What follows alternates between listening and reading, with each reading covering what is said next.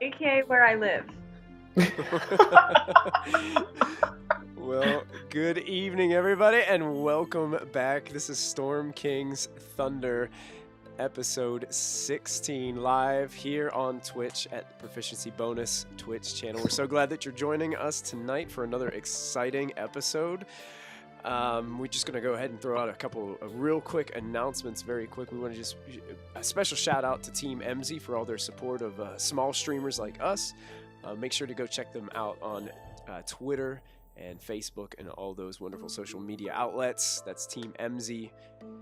And also want to throw out a huge shout out to Many Sided Dice for coming on and partnering with us. They have a magic compendium called the Lost Artifacts of Greygast, and I believe that is still in our chat. So if you type in ! Lost Artifacts, you'll get some links. There they are.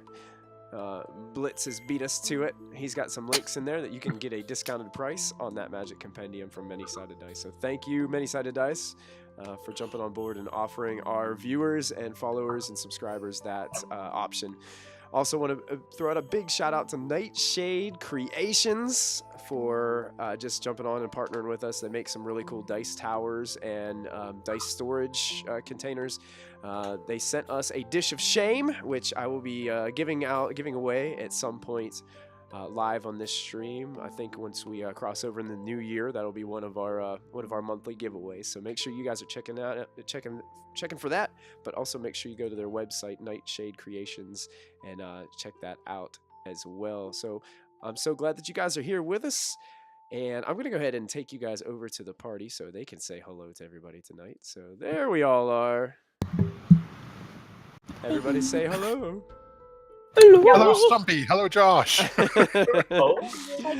Hey, Stumpy. Hey, Josh. I'm so glad that you guys have joined us tonight. There it is. JJ's got his Lost Artifacts book. He's showing it off from Many Sided Dice. There it is. It's a massive book. So make sure you check it out. And actually, Callista found one of those items that are in that book last week here on our stream. So that was pretty cool. Got to throw one of those in there. So just a quick recap. Last week, the party had just got done thwarting the plans of a group of evil air cultists who came to Zethros's tower. Not really sure altogether what they were looking for, other than they were trying to seek help from Zethros and the Cloud Giant himself. Our party was able to quickly disband that threat, and afterwards, they found out that there were griffin eggs high in the area, and Diana and Callista were able to just spend some time bonding with these creatures last time, and are trying their best to bond and tame these creatures and keep them as pets or train them to be maybe future mounts one day. Way in the future. And after that had occurred, the party actually got visited by an interesting gnome fellow by the name of Gimbal Glitterwrench. Who dropped by on an interesting bicycle contraption that had a steam-powered hot air balloon that was attached to it. He seemed to be having some difficulties, and Moby and Lachlan were able to work on the contraption with a little bit of help from Muffin and his grease smell.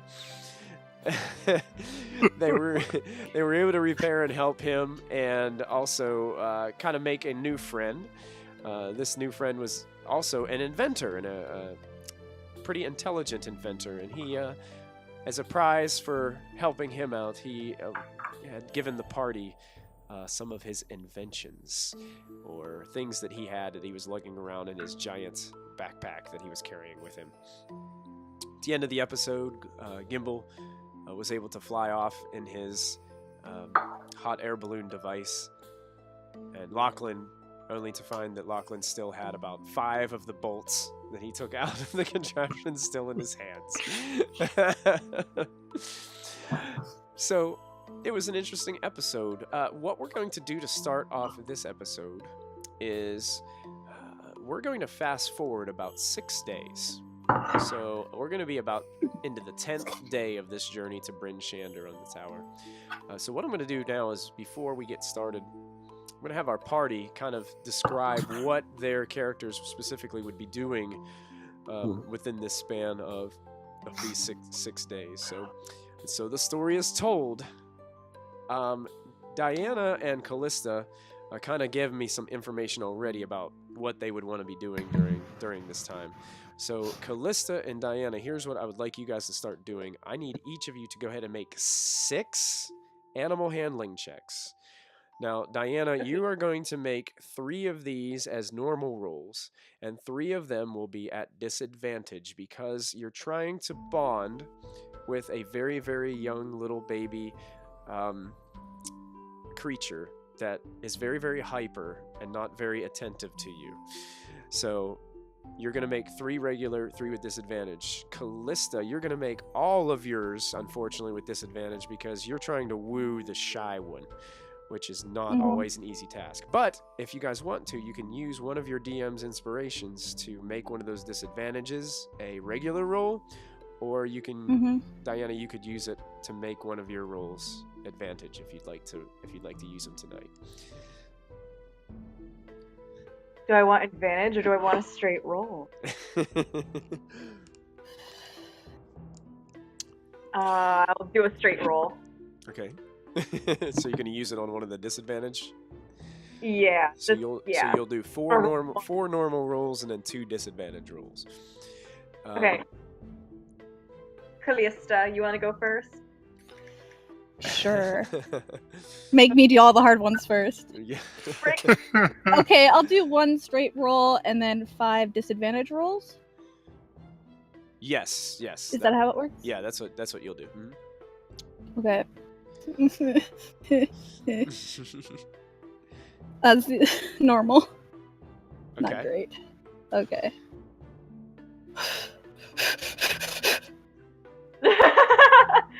Oh. 3, 4, 5, 6. Pretty average. Wow.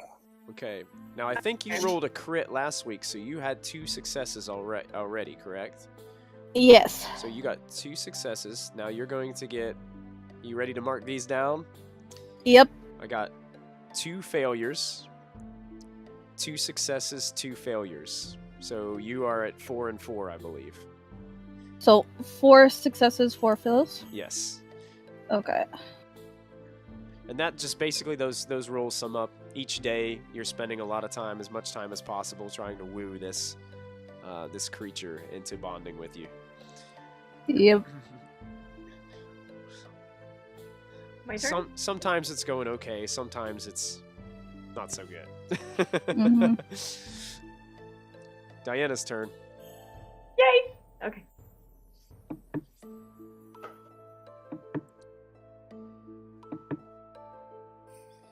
Oh! I should have used it to have advantage! Oh. Okay, straight roll now. 1 straight roll. Oh, Yeah, God. 1 more straight roll. Yeah, and now you got your 2 disadvantage. Wow. You're kidding! Wow, girl. So here's how this goes. Success, success, fail, fail, fail, success. So you've got, Okay. you split it evenly. So I now have 4 successes and 3 failures? Sure, yep. Cool. And during all this, Lachlan has got a bunch of items that he is wanting to dish out. So, Lachlan, why don't you go ahead and kind of let everybody know what you're kind of dishing out to them, and so they can put it in their character sheets and inventories and stuff. So I guess I'll pull out my backpack and just start dumping it on the floor, like coins falling out and like perfume bottles and incense. It's like a kind of a little creepy, but just kind of dumping everything out there, and getting a sense of So, guys, I have all this stuff we've picked up. I think it's probably fair that we split it up, especially since we may be hitting the town pretty soon, and we're gonna want to be able to enjoy ourselves. Yeah. Do you guys think? And I want to pull out because I found all this stuff. Like we have perfume bottles and stuff. Like, do you guys think that we can pawn these off for anything? We could. Yes. There's always somebody to buy everything in these villages and towns. What's your comfort level with pawning off holy symbols? And I hold it because one of it, we have a silver necklace. Near zero. Look, Wait. Is that a veto, Diana? Look, No, Lachlan, which symbols are they? I prefer some gods over others. Fair enough. I'm gonna hold up. We have a silver necklace with a silver unicorn head for Meliki. Oh, that's cool. I'm gonna kind of dangle that one. Anybody know what this one is? Looks like Do I it's know worth what some that- money. Can I roll? Yeah, about make a religion check. a religion check? Lachlan, if you think they're holy symbols, why don't you hold on to them and give it to someone who may need it? Because they may not have money. Yeah, want but to ask they if I inspire hope. That's the whole point of them. That's why people, are drawn towards religion. Michael, can I jump in on that check too, or did I already make one when we found it? Honestly, that was from the chest with Hark. I just can't remember. It was actually, it was from the chest with Hark. You can either just basically just say you're assisting Diana, or you can make the roll yourself. It's up to you. Because if you assist Diana, she'll take the 18 instead of the 9. I'll assist Diana. Okay. Thank you. Cool. I wanna double check on here. I have it in this book. I think I read it to somebody before. Just for argument's sake, I got my bonus is higher. I'm curious what have happened. Whoa, that religion! I would have summoned the god. They would have come down, and we would have had tea. I'm gonna see if I can put this on the video to see if you guys can actually see it. But here's what that holy symbol necklace looks like. If you guys see that video right there. Glorious. Yeah. The only difference between the one that you guys have and this one is it doesn't have that blue gem in its eye. It's just all silver. Yeah, but that hair is so much nicer than Moby's. Yeah, so that's kind of what it looks like. And Mulfin and Diana, you guys know that Meliki also is known as Our Lady of the Forest, or the Forest Queen. Basically, just basically simply the goddess of the forest, and all the creatures that live within it. So I have no compulsion about selling it. People, yeah. You have to get your holy symbols from somewhere. Why not? And you guys also remember that temple of Nightstone was also a temple of Meliki as well. I think it was Meliki, and there was another god that they kind of shared that temple. And the stained glass windows, one of them was of a unicorn, prancing through the forest, things like that. Lachlan, give them to me. I'll find a use for them. Don't sell Alrighty. them. I'll fork over the holy symbols to Moby there. Guys, I have a proposition to make. Here we go. So, we're all going to Bryn Shander together, right? And, so we at least have some time that we're going to spend there before, we do whatever, go finish the mission, travel into the sunset. Should we have, a little bit of a mission fund? Instead of just splitting it equally, maybe we should set aside, just in case anything comes up that we need to do in the mission there. Like for health poultices or armor and stuff. Yeah. Yeah. I'm down with that. That sounds responsible. Aren't we going there just to talk with someone, though? Why do we need a fund? Well, I know why I'm going. I mean, we've encountered a lot of drama along the way. You never know what kind of people we're gonna run into. We Yes, do but tend to what if attract you drama, jump don't off we? a tower. I don't know if we reach. We may need more potions to heal Moby if he leaps off another building. Oh, I'm fine. I got this. Maybe that should be a separate fund too. But now, Lachlan, I do not believe we have enough money to put enough in there to protect ourselves from Moby doing something foolish. Good point. Then I think to that end, I have, as far as like, money to split up here, we have, I guess we're splitting 6 ways then? 1, 2, 3, 4, 5. 5 people and then a little, Oh, mission and then yes, and then the mission fund. That would make sense. All right, so we've got 120 copper, 250 silver, and 52 gold. You can always set aside a little for the DM. I'm just joking. Apparently, if you would like some inspiration, bribe the DM with some gold. I started getting a message from like Ilmater or something. I think it wasn't awesome. Hold on, let me drop this 5 gold off my sheet. No, what did you say, Ilmater? Oh, okay, yep. Good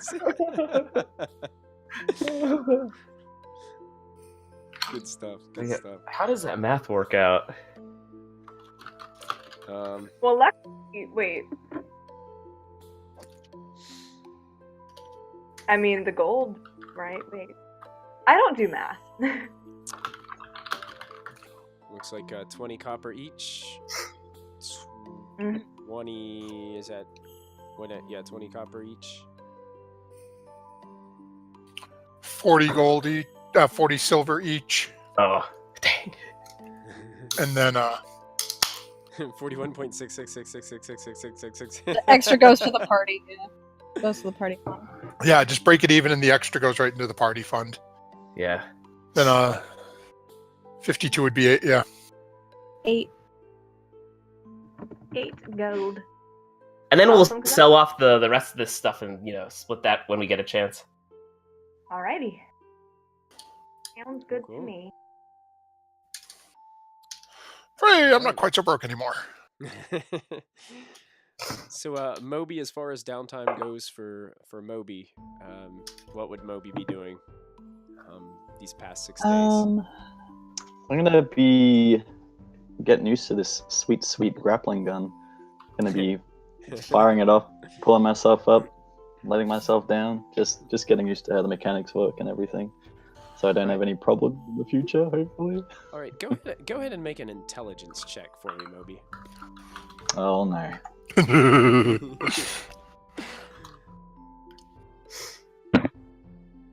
Okay, good. As you're practicing with this thing, it happens to you once, but it doesn't make it very. It's not drastic or anything. But you fire it once, and you did find a flaw in the design of the grappling gun. Sometimes when the rope shoots out and starts to travel, it can get tangled and knotted. But it's it only happened to you like once in all your practice in these 6 days. But you saw it and you're like, I better be careful. I thought you were gonna say like Famous last word. like it just ran out of rope and it just fired off. It just fires off into the distance. Yeah. No, it doesn't fire off or detach or anything, but you'll notice that sometimes the rope will get tangled and it'll knot, and it makes it so it doesn't travel as far as it would possibly. Like, it can go 100 feet, but when it gets tangled, it only say it goes about 60 feet and then just comes down and just hits, and then you got to untangle it and wind it back up. All right. And I was so hoping it was like tied into a noose and dragged him with him. Be careful, Moby. Molfin might be wrapping that rope around your leg sometime, so you fire it and fire yourself. Who knows what he's doing? Oh my god. When the DM gives you ideas. So, what I'm going to do, Moby, since you took time to work with that and everything, basically what I'm going to do is you can to any roll that you use with that grappling hook from now on, you can use your proficiency bonus as well. I'm going to have you to be proficient with the grappling hook for training. Get some practice Beautiful. and training yourself with that. Mulfin, you got it. You're welcome. Mulfin, what would you be doing during these 6 grueling long days on this cloud where there's not really much to do? For the most part, some of what Moby's doing, just walking around, getting used to walking on the stilt shoes. But every chance that I can steal a moment to try to speak with Zephyrus, still trying to convince him to share his spell book. Share some of his magical knowledge with me. Go ahead and make a persuasion check with disadvantage. Okay. Well, you know what? I'm going to burn my inspiration so it's a straight roll. If it's okay. Yeah. Everybody's going to be inspirationless for this episode. That's funny. I'm already at a -1, so... Oh. Yeah. You know, he keeps giving you the runaround, Mulfin, every single day. He's worried about your well-being. He doesn't think you can handle some of this magic yet. He's just being a little bit cautious with you. You don't feel like he's being malicious or anything about it. He's just trying to look out for. He keeps claiming that's looking out for your well-being.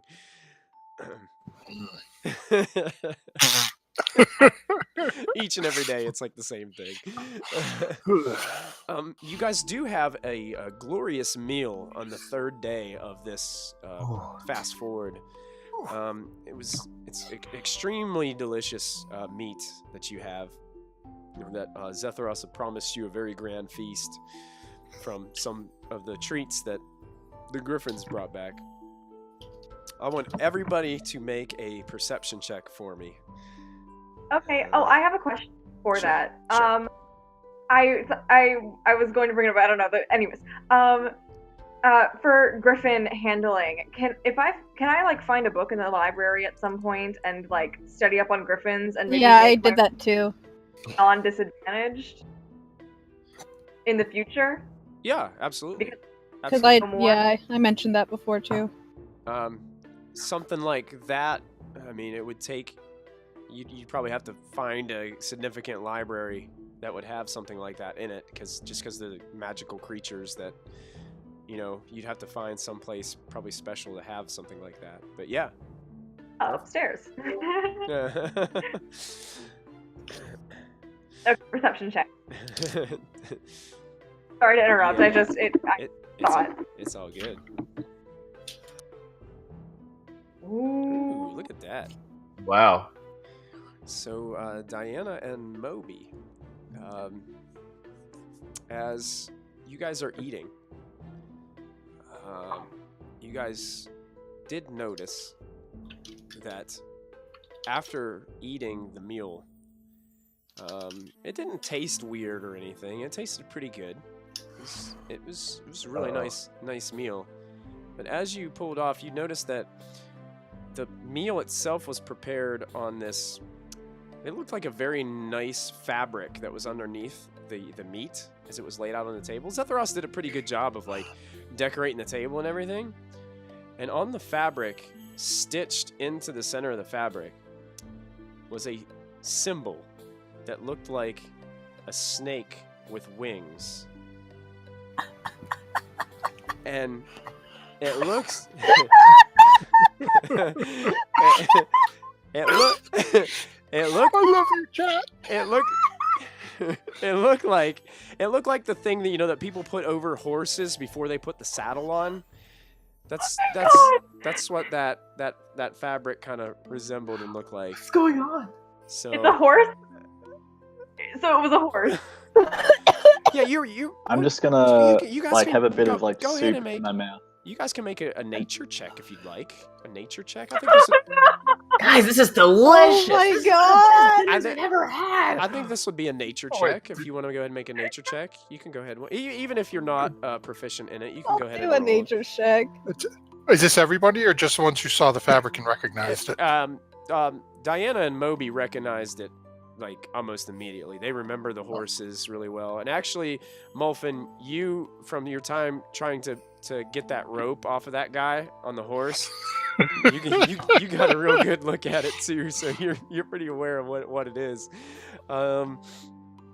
Mulfin, you are 100% sure, and Callista, you are both 100% sure that what you ate was horse. That it was no. There was no rider. Yeah, there was no rider. But it's hard to say what happened to the rider. So Even so, dessert. I let the soup like drop out of my mouth back into the bowl. Oh, ew! And I'm gonna go outside and just throw it off the cloud. Yeah, I don't think Callista would eat it either. I If still she don't know knew what it it is. was I'm like, Certain animals she won't eat. there's a cut scene here, and there's a farmer out in a field, and he just has this little thing, and he's like just like planting some plants and things like that, or and harvesting and things, and all of a sudden this liquid just goes onto his head, and he just looks up slowly. I thought we were jumping back a few days to the flaming bodies of death, so much better than my head would do. yeah, that. Everyone's out there doing that. Sounds like Molfin and Lachlan are just in the room. I have no idea what's wrong with them all. This is a most excellent repast. This is absolutely delicious. Callista wouldn't eat it. No. Can I have seconds? Have mine. Zetharos is eating away. He's like encouraging everybody to take seconds and thirds, and Oh my god, wait, our host is in front of us? I don't care. I'm not. No. yeah, Ooh. That swallows back the vomit and keeps eating. he, I'm gonna flavor it to make it taste so different to what it is. It's gonna be a nice potato soup. Awesome. So Moby is casting spells on his food to make sure they taste the way he wants them to. And you're welcome, Stumpy. I was trying to figure out a good way that wasn't. I didn't want to go too dark and malicious, Stumpy, but. Thank you. Thank you so much.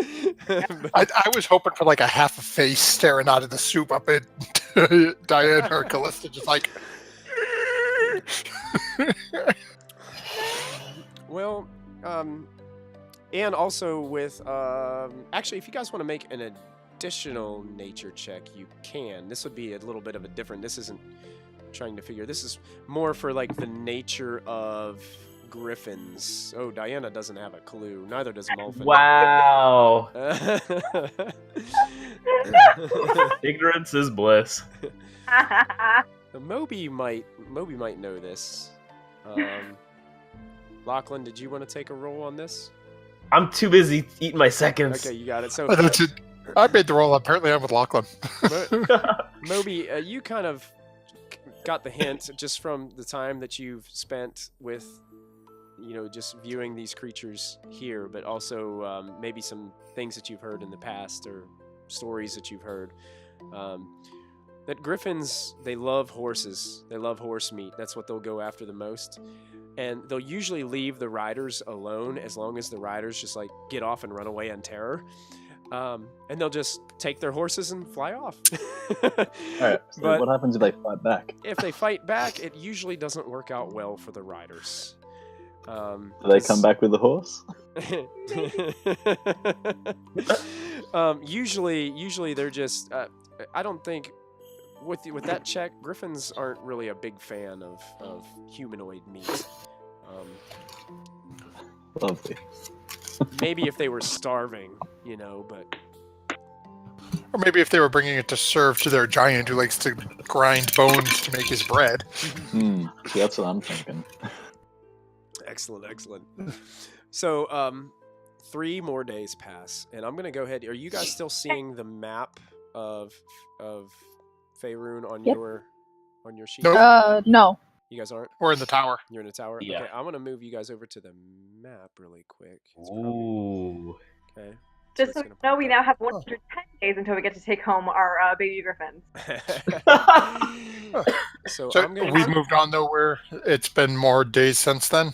Yeah, well, no, it's Every- this is the end of those 6 days, so it's 10 Right. days total of being on this, and now you're currently just a little bit above the small settlement of Phandalin. If you guys look, Ah. if you guys look on the map there, you guys will be able to see this little. If you look up to where you're traveling, leaving Nightstone, you are headed up, and you notice, Molfin especially notices that Zetharos is careful about where he navigates the Cloud Tower.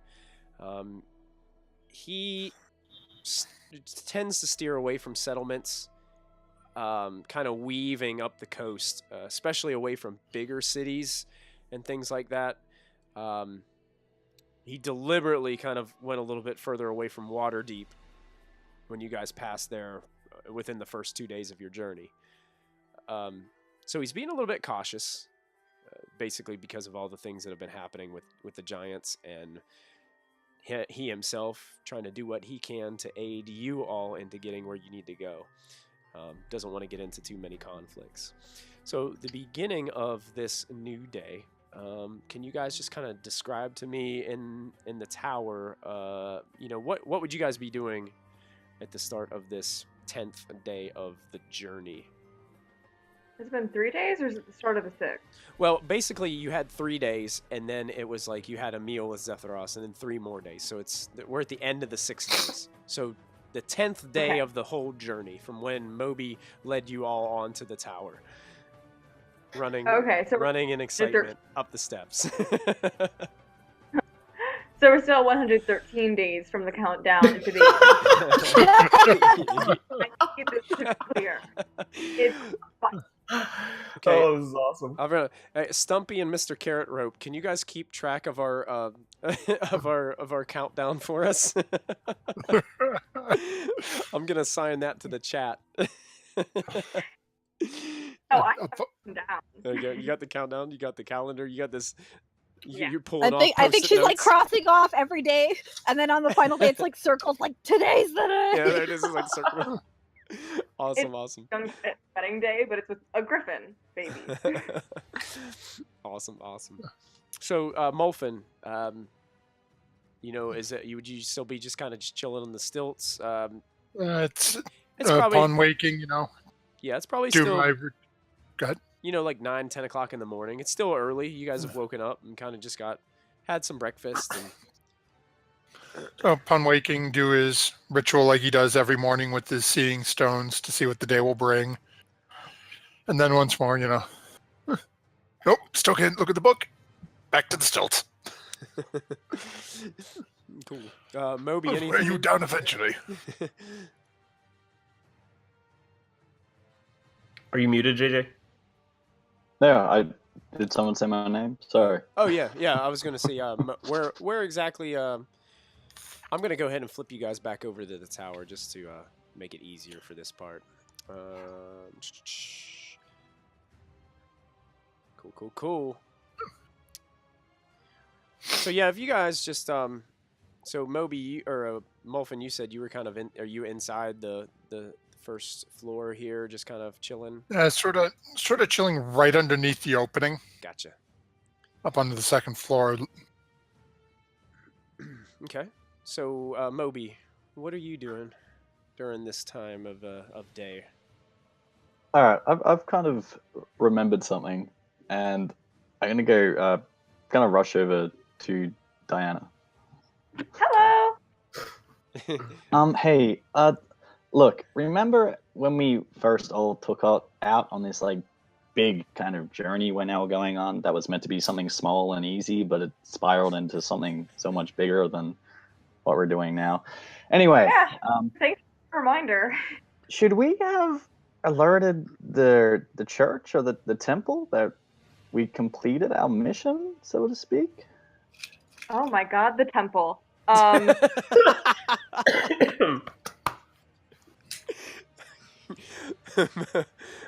Yeah, because it just occurred to me that I think we passed Daggerford a few good days ago, and I didn't know if it was high on your priority list or anything.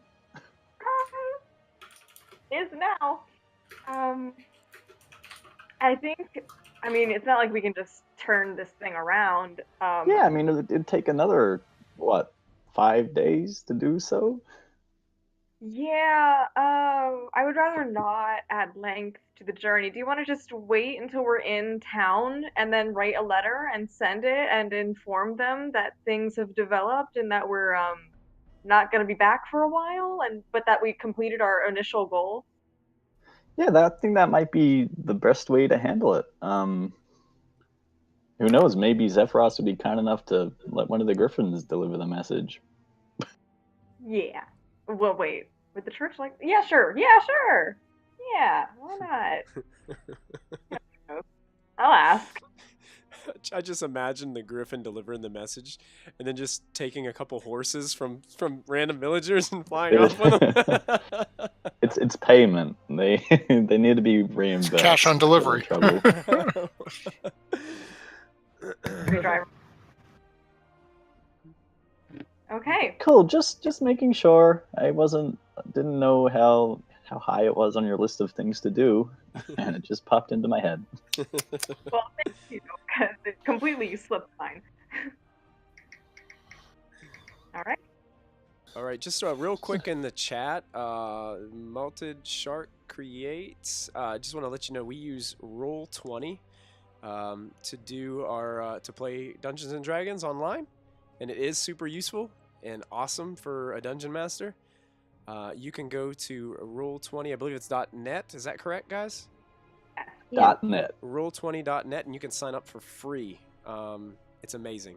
So just wanted to throw that out there to help you out, because it is an awesome way to get connected with other people who love to play Dungeons and Dragons. Yes. I had a week on that website when I found this, and Like, these nut jobs. Yeah. So Moby is having a little chat to Diana. They've kind of got some sort of, I guess that's a little bit of a plan together to write a letter to the temple to let them know what's going on. Because you kind of just left, and the temple might start to get worried about you if you're gone for an extensive amount of time. So Lachlan, while Diana and Moby are having this little chat, what would Lachlan be doing at this time? And Going absolutely stir crazy. okay. And starting to like sneak up on people and like use minor illusion to like play a really loud horn and stuff. Just really getting into prank mode. I'm actually right now I'm kind of like slinking around looking for everyone so I can try to like get the jump on them. Awesome. Go ahead and roll a stealth check for me, Lachlan. All right. Since you're slinking around. Yeah, your stealth check is definitely high enough to beat everyone's passive perception. So that they're not paying when they're not paying attention, you can pretty much sneak on up on any of them. Wait, does he have advantage? Yeah, even yours is a 16, Diana. No, mine's a 17. Is it? Oh no!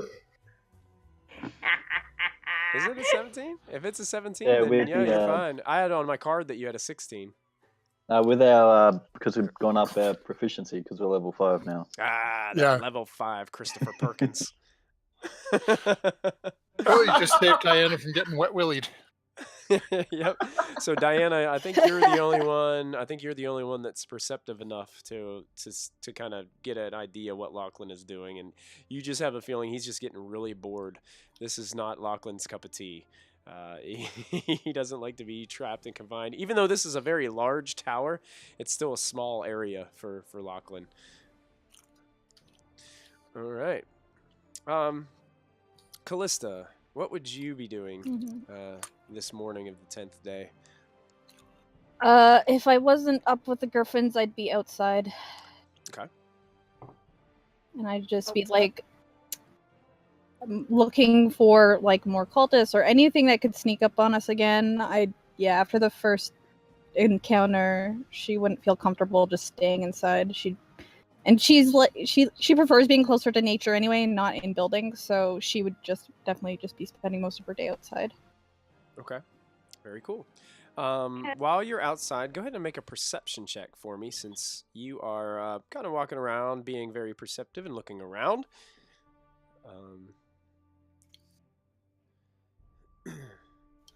Not great. Goodness. Okay. So, Callista, while you are out on the hard cloud stuff, as wonderful writers of Storm King's Thunder put in the text, walking around, you hear the flapping of what sounds like enormous wings on the opposite side of the tower, like the sound of these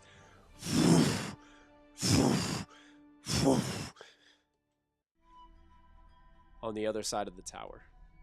I will go look. Okay. So, But I want to like peek around the corner, so I'm not okay. stealthless. Go ahead and make a stealth check for me. Oh goddamn!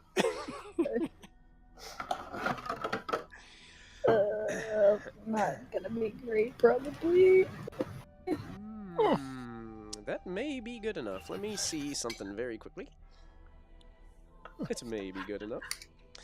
I don't know. Moby, you have weird names for things where you're from. Oh. It's just, yeah. Dude, I it's gotta just- get me some of that hard doesn't cloud sound stuff, man. Last Thursday on the hard cloud stuff, we were doing some crazy stuff, man. Cheech and Chong it. Oh my goodness. I love you guys. Callista, Yep. what you see when you come around the corner is a very large dragon. What? No. And in both of his front I'm kidding. arms, he has what look to be dwarves, heavily armored dwarves. And he's dropping them off onto the tower. These guys are pretty heavily armed with basically a battle axe in one hand and a hand. I instantly go invisible. Instantly invisible. Instantly invisible. Right before you go invisible, Callista, Oh no! the Oh, no, dragon this- makes eye contact with you. Oh, and I know the dragon can see me, but I don't care. And then you vanish. And you can hear words from the dragon. You hear the sound that says, "Quickly, find it, disable it, so we can get out of here." And then the dragon flaps its wings and starts to take off and starts to fly around the tower. Oh no! And when are you still standing right there, invisible? No, Calista? You'd be taken off? the moment I hear the voice, I'm running and I'm telling them, like, I'm loudly into, like, I'm hoping the chamber echoes. Dragon, dwarves, let's go now. If you would like to, Calista, you can make a nature check. Yeah, I was gonna say, what does the dragon look like, but sure. Oh, this has got to be a prank. Inside. You've heard of dragons, obviously, but you're not 100% sure. Yeah, obviously. I mean, come on, it's Dungeons and Dragons, man. Yeah. Seriously. You do notice that it is a silver dragon, Okay. but you're not 100% sure. You know the What nature, that means. what that means. Yeah. I mean, you can tell Yeah. it's silver. You can tell that it's. You've had some experience. Usually, dragons of this nature are not like ruthless and evil, but you're not 100% sure. Even though the dragon's there, the fact that he dropped people off concerns me. Mm-hmm. So, yeah, I'm just telling them what I see. Okay, excellent. So you running in and you are telling the rest of the party. How does the party We have- respond? We have company, dragons. Dwarves. Make an insight check. Um, Surely you're joking. Dragons? You can't Come see on. me. Yeah. Really? You're just hearing I an mean- invisible voice of Callista panicking. Oh yeah. You almost think it's like just her like speaking telepathically to you at first, Moby, and Yeah, I turned to my raven. What did you say? it was not me. Would you lay off? It's way I'm too really early. hearing things. It's way too early to start this, Moby. Shade. This is not a drill, fam. Fam. It's Chondathan slang. hearing Callista call out about dragon, would Molfin have any idea of what potentially a dragon would be doing at a giant's tower? Yeah. Go ahead and what would this be?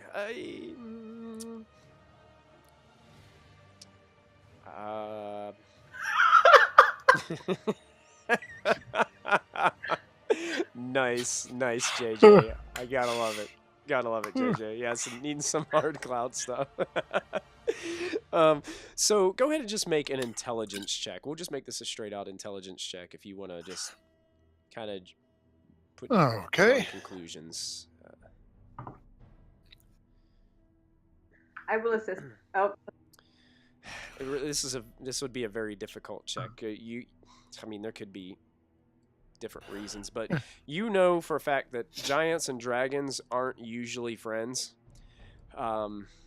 Even good aligned dragons can keep the peace with some giants, but may not necessarily have too much trust for them.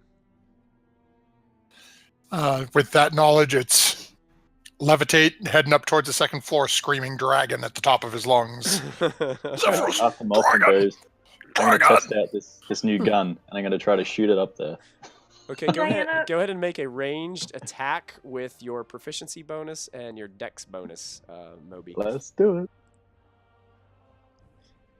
Oh yeah. Oh yeah. Whoa, that is Oh, so yeah. cool. Beautiful. It's like clips Like right Batman. right onto the edge, yeah, perfectly, and you start winding it. And what's cool is it's actually really easy to wind, and especially for you being kind of a light gnome, it makes it even easier. It's just like flying up nice. this thing as it goes up. So, Molfin, you look down as you're levitating, and Moby goes, and he kind of like catches up to you and almost passes you. Can I make a nature check to see if has Callista told us that it's a silver-colored dragon? No one's asked me what color it was. Hey, Callista, what color is the dragon? Don't know if this is important, but silver. So nonchalant. Can I do a nature check to see if I know, like, if silver dragons are negotiable at Sure. all? Sure. Why not? What is wrong with? You know what, Diana? You believe that you absolutely could negotiate with him. Oh no! Because you Start can. walking Diana can negotiate with anyone. I can negotiate with anyone. I start walking outside. I follow Diana. I'm not letting her go alone. Are you still invisible? Yes. So, Diana, you think you're going alone, but I'll put my hand on her shoulder. I put my hand on her shoulder. you So she feel knows I'm there. you feel the gentle breeze of Callista's new cloak as she puts her hand on your shoulder. It kind of blows Diana's hair into the wind a little bit as she walks outside and walks outside and gives this like dramatic look as she's walking out. Some really good negotiation music starts playing in the background that I don't really have prepared for tonight's stream. I'm sorry. Molfin just sort of gazes as he floats up. All right, Lachlan, what are you doing during this? As you see everybody's like flying around, panicking, screaming. Where's everybody dragon. going? What's going on? Where's more of that dinner?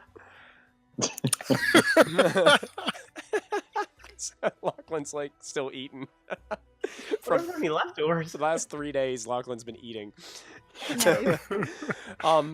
Diana and Callista, when you guys walk outside, you see coming towards you are 6 hovering, misty clouds that are just slowly moving towards the doorway. Okay.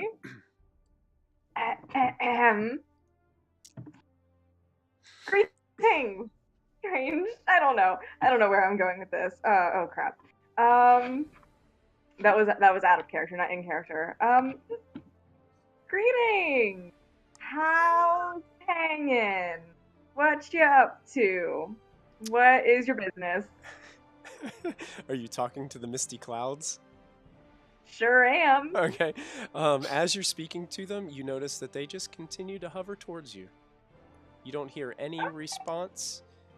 Can I tell if they look aggressive? Like they look like they're looking to fight? Can I also do that? You're just seeing a misty cloud. You have no idea.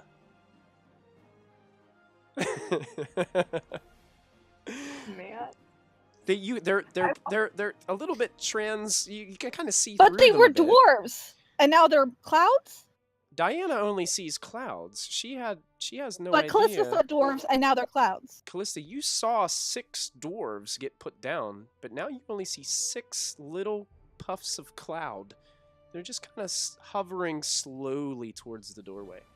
Very slowly, only about, like their movement speed is only about 10 feet, so they're just going really slow as they kind of hover along and bob a little bit as they're moving. I walk cheerfully towards the clouds. Okay. And I'm in front of them. And one of the clouds goes right through you. Oh. Okay. Oh. Please tell me she just got slimered. Please tell me she just got slimered. Diana, you walked up and you were like getting ready to speak again. You went like this, and it just went, and you're just like, it was one of the weirdest things that you've ever experienced. Again, I'm gonna go straight towards the dragon. Okay, the dragon is no longer in sight. Oh, dang. He flew out around. Go ahead and make a perception check for me, Diana. Cool. Just to get my character. I mean, we haven't rolled initiative yet, so player knowledge is like, maybe it's not that bad. Maybe it's friendly. And then The DM is looking away from us and smiling. It's worse. Good. I'm just laughing at the chat. I love these guys. we have amazing chat. Keplin's like, aggressive clouds? Yes. The clouds will attack. Watch out. So it's You never know, man. This is D&D. I totally love our chat. I can convince the cloud to get in the bag. I can have my invisible assassin. Oh, no. Lachlan's like, yes, do it. Diana, you catch a glimpse of the dragon, but it's far off. It looks very, very small. It's in the distance, kind of flying around, almost like circling the tower a bit. Doesn't seem to be approaching, getting any closer at this point. I Possibly am waiting. I'm not sure. Okay, I am going to cast thaumaturgy, whatever. Thaumaturgy. Thaumaturgy. Thermaturge.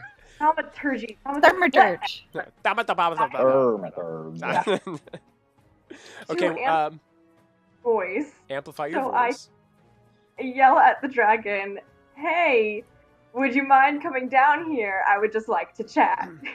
Okay, immediately you see the wings shift into the air as the dragon starts to get larger and larger approaching you. It's going to take it a little while to get closer to you because it was keeping a little bit of distance. I'm gonna As the large creature starts to head a little bit towards you. The rest of you, it's going to take it a minute to get back. Yes, Molfin, absolutely you can do that. So Molfin, as he is levitating, he reaches out and touches someone. touches Moby as he's going by really quick on his thing, and you feel extra protected as you are headed up to the second floor. Ooh. Moby. Thanks. So that's a duration of 8 hours. Ooh, feeling good. So eventually, Molfin and Moby, you guys reach the second floor, and it appears that Zetharos is up, kind of sitting on the edge of his bed, reading some books, going through some of his journals. He has some of them spread out on his bed. He's like pondering some things. Just. Hey, sir, pay attention. There's a dragon. Are you deaf? A dragon? Here? Now? Yes. Somewhere. We came to alert you. One of our compatriots ran in at the first floor screaming dragon. So, the two of us came up to alert you immediately, as it seemed the sort of thing one should know if a dragon is accosting your residence. Oh, yeah. Well, do you know what kind of dragon it is? A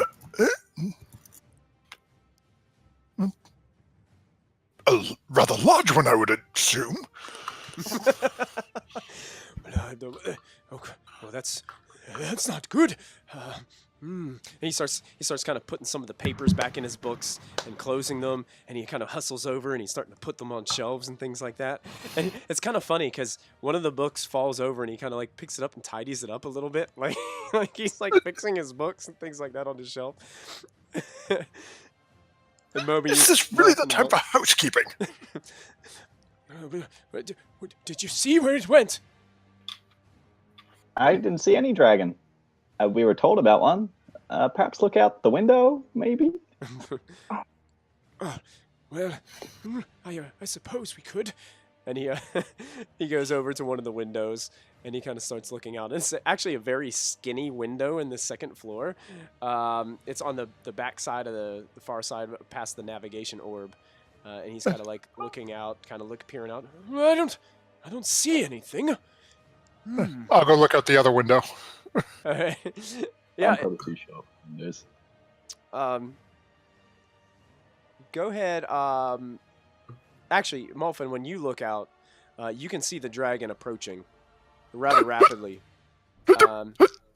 And it almost looks like it's going to droop down a little bit, and then at the last second, it swoops up. And it almost right under the covers. Yeah, and really it's almost like flies directly over the tower. And as it gets over the tower, Zetharos sticks his head back out of the window and looks over towards you. And you see the dragon behind you in the window, and he's facing the opposite direction towards you. He's like, I don't see a thing outside. This little one said he hadn't even seen a dragon.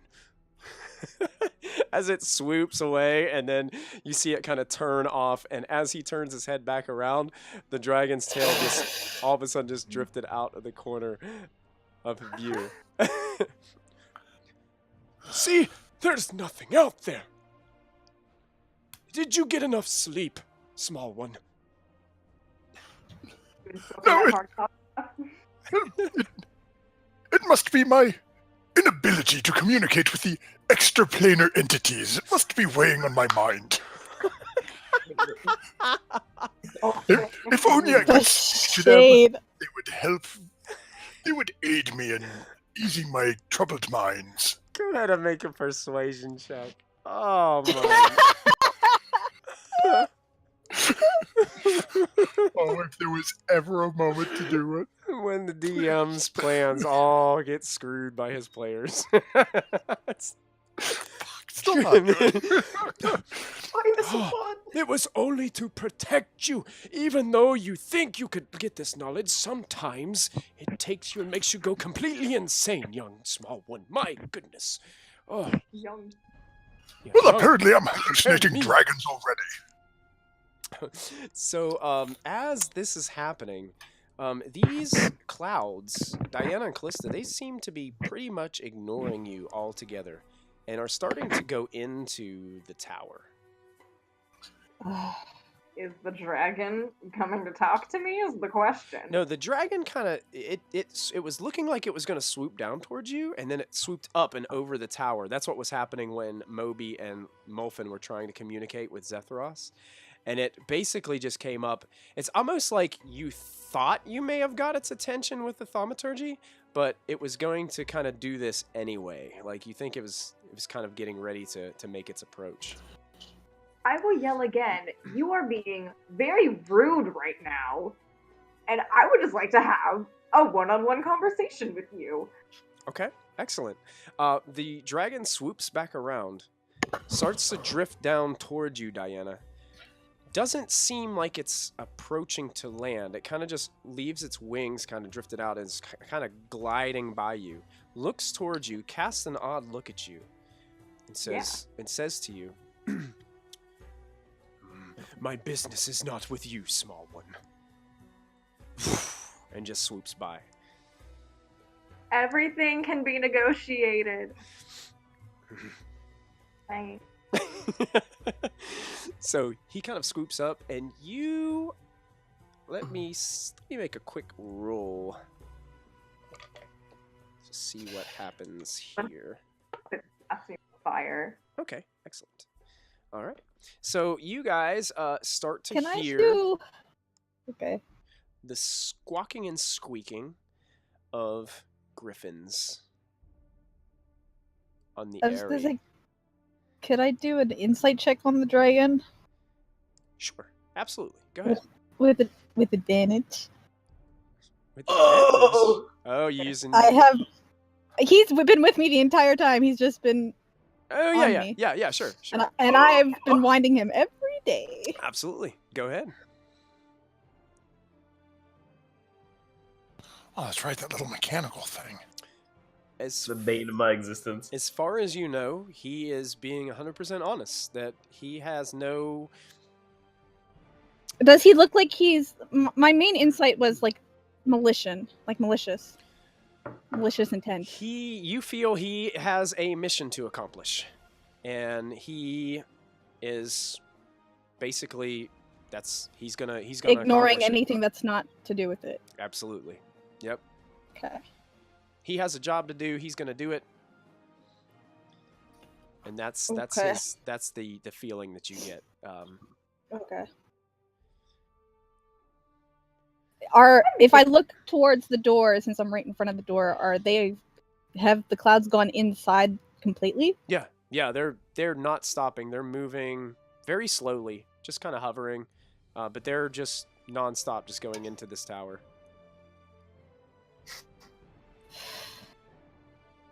Okay. Diane, I think we have a bigger problem inside. Yes. Diana begins to think this is fruitless and would like to go back inside. Okay. Yeah, I'm gonna follow. Okay. As you guys walk in, you notice that the cloud forms are starting to kind of split up. And they're just kind of floating around the room. Did I already do a nature check to know what those were? Or I don't think you did. But you can make a Can nature I? check if you'd like. okay. Well, Can I do 100 feet an up and looking down. Arcana or something? Yeah, sure. You can. Because Christy knows what's happening, but I don't know if Closa does. Diana, you don't think these are necessarily clouds. They look like clouds. No, but I don't know. Closa doesn't know. Yeah, Callisto, Christy knows. you just know that you saw dwarves get dropped off. You saw 6 of them, and now you see 6 little puffy clouds that are just like floating around. Can I take an insight check to determine whether or not Diana feels bad about this yet or not? Like if she what do you mean, gauges like feel bad? Like if she gauges the insight of these little clouds, like does she think that their intent is to do harm or to steal or something? You're not 100% sure because you've only saw clouds. You can go ahead and make one. Go ahead. Well, I did Okay. tell her there was dwarves, so I don't know if that helps. Yeah, you're really you're baffled. You don't really. You haven't you haven't seen little clouds just like hovering around like this. This is weird. You're puzzled. Odd, but not bad. Perchance. Don't know. As you guys are seeing that, Mulfin and Moby, you guys notice that the 2 griffins that were up on the eyrie, each of them has a baby griffin kind of in its mouth, flying out of the eyrie and just flying away. And you can feel the tremors of the castle, the tremors of the tower, as the dragon appears to have landed inside the eyrie. As you can hear the and you heard a roar before the squeaks of the griffins as they made their way out of the eyrie. How high is it up to the area from, like, there's an opening on this floor that leads up there, right? Yes, absolutely. Yes. Before Griffin. It doesn't say. What doesn't it say? I thought it did. 80-foot high. Let me double check and see if I can look at the tower, the size of the tower here, and see. It's about 80 feet high from the second floor to the eyrie. And the area itself is about 40 feet high.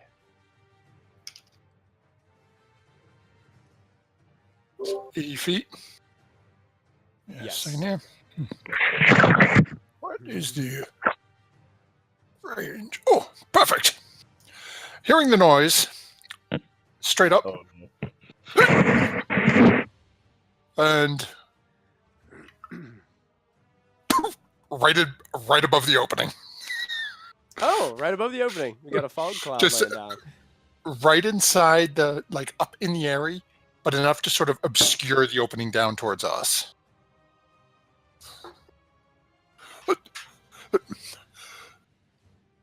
Zephyrus, I think you have company up on the upper floor, as your little pets have flown the coop. Zephyros, hearing what has happened upstairs, I guess. Nice. I like that. Yeah, he looks up. He sees the fog cloud, but sees like the dark silhouette of what appears to be a dragon in the midst of this fog cloud, and looks down at you, Mulfin, and Moby, and is like, "Oh, well, it appears you were right. Yeah, this is not good." Okay, so what are you planning to do about it?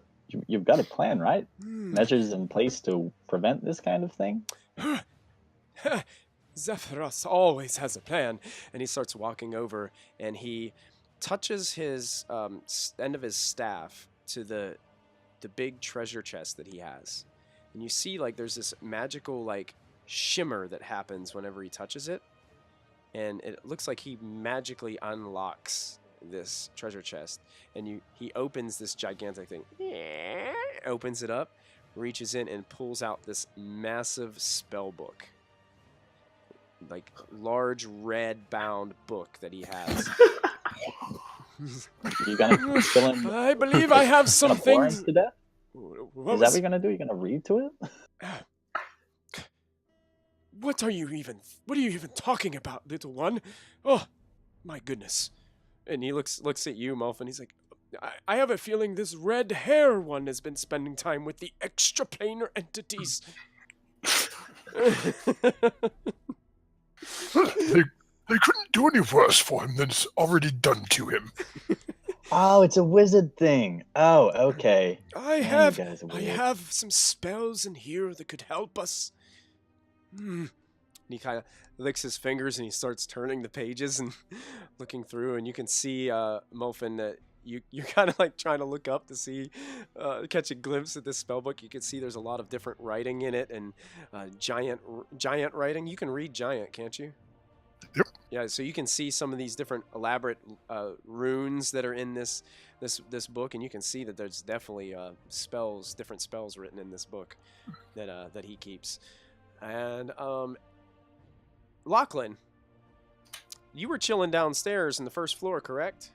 Yep. Okay, you see these cloud forms just kind of like coming in. 6 like little puffy floating hovering clouds, and Diana walks in, and then you see the curtain move after Diana, and you're assuming that it's Callista. Why are there clouds indoors? Yeah, I don't think they're clouds. And with my nature site of 18, can I determine if they're clouds meant to like conceal something, or if they're like actual like mist fogs thing? Well, you know, let me check something. Maybe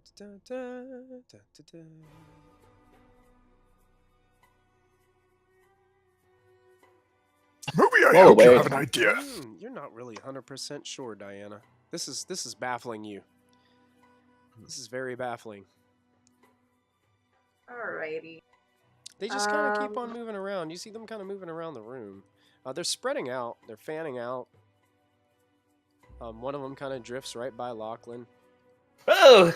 Just kind of just goes right, almost right through him. It just goes. Went right through me too. Okay, so these are probably like actual mist. Maybe Diana rationalizes that these are mist creatures of some kind, but aren't doing any damage. Have any? I don't. Lachlan, I have no clue what's going on right now. I don't think these clouds are natural, but I don't know their intention. Yeah. Dragon dropped off a bunch of dwarves, and now there's clouds. I don't know. Who said that? That's awesome. They can't see it, but Callista rolls her eyes. I love it. I love it. Dwarves? Invisible characters are always the best. I love it. Definitely dwarves. Yeah, they continue to just kind of move around the room. And then you notice there's one kind of in the middle that kind of just stops and hovers for just a moment. And then starts to rise up as it starts to float up. Oh, no. Where's that cloud Slowly going? starts to float up. Mommy! Molten! Oh my gosh, there's something I can do. Oh no.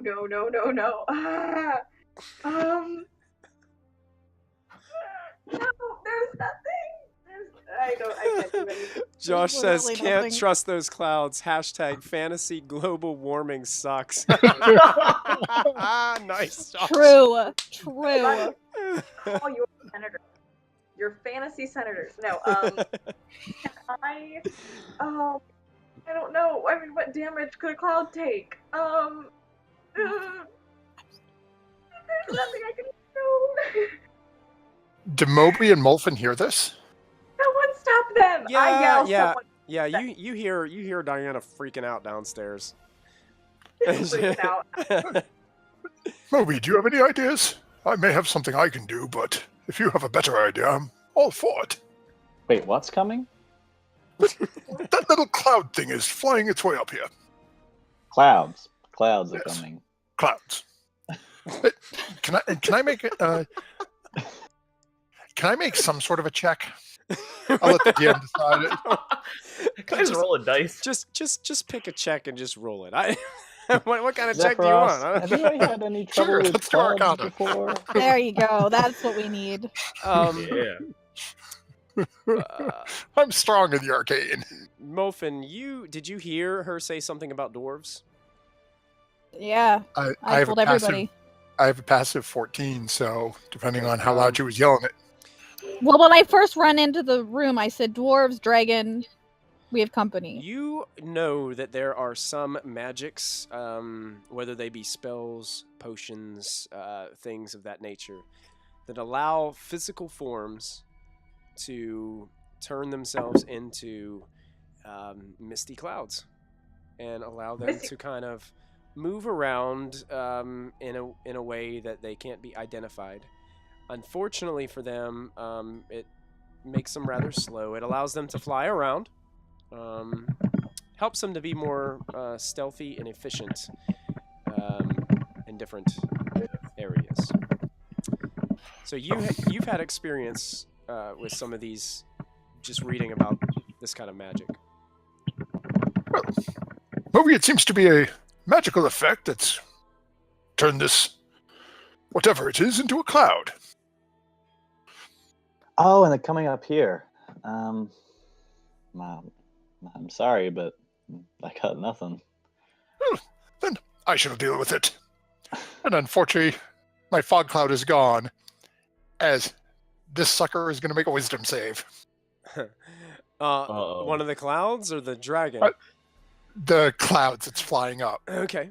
So as he gets, like 30, well, let me repeat, I will hold it until he's within range. So your fog cloud in the area is going to disappear?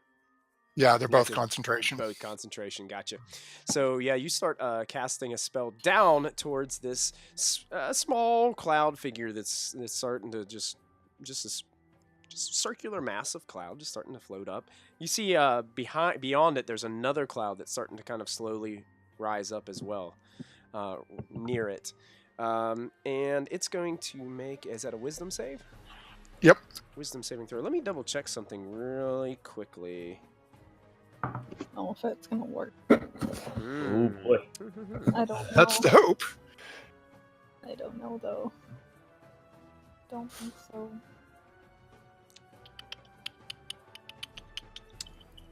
Interesting. Okay. I'll make a wisdom saving throw. I guess this would be...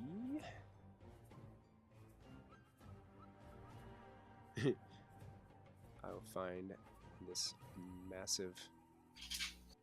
my massive monster manual here. Oh, he's flipping through. Just, Christy, I'm assuming this is a druid spell? It is.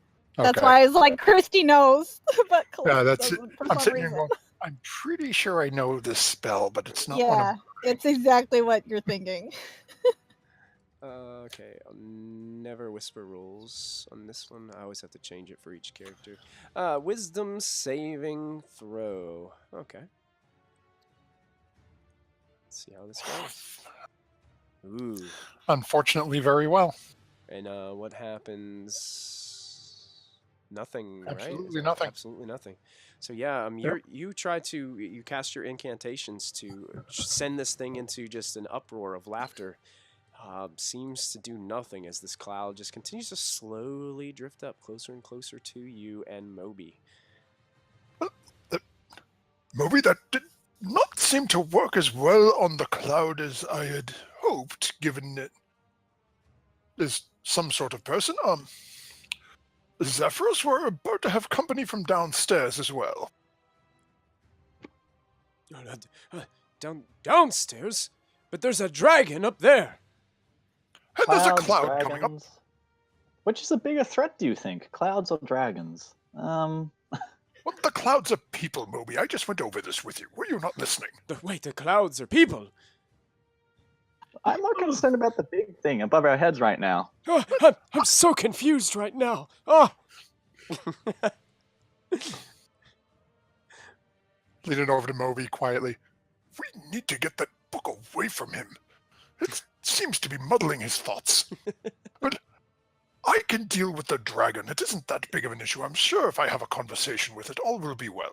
Yeah, it sounds like the dragon is just kind of slowly pacing upstairs. Like he hasn't made his way in. You guys can barely see you can just barely see the shadows of him kind of moving along the walls up in the area when you look up there. He's just kind of pacing around up there. Alright, Wolfen can is I gonna cast a go. spell, please? Just because.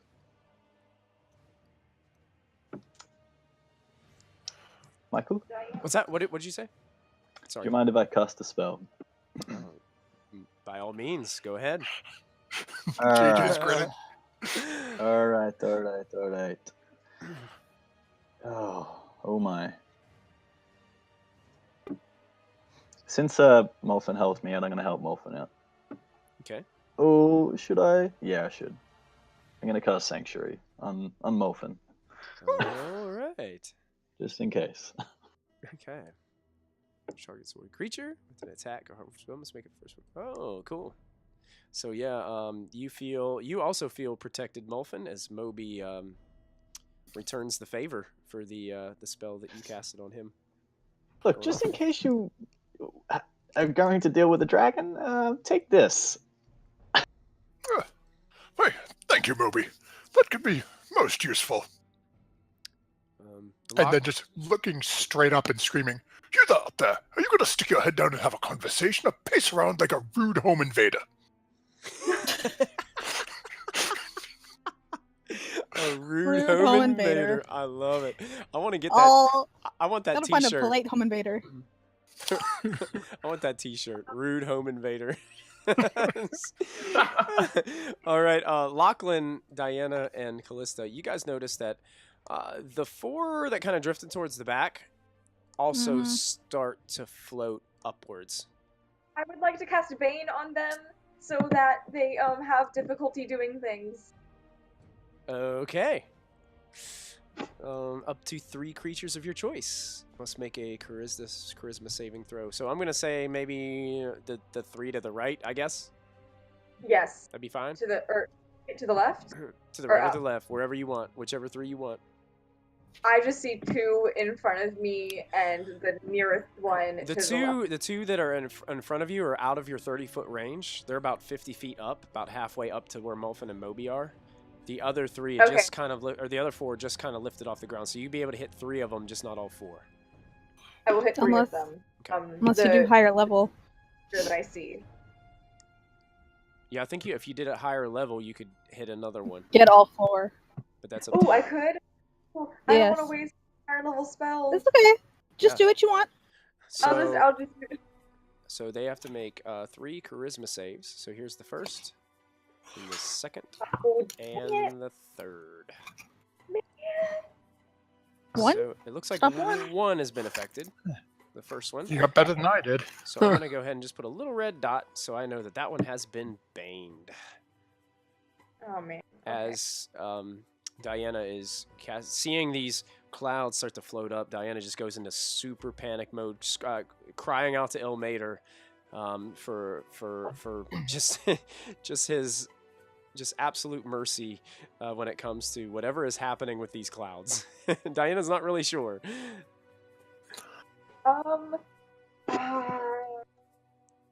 Okay, yeah, sure. I'm done.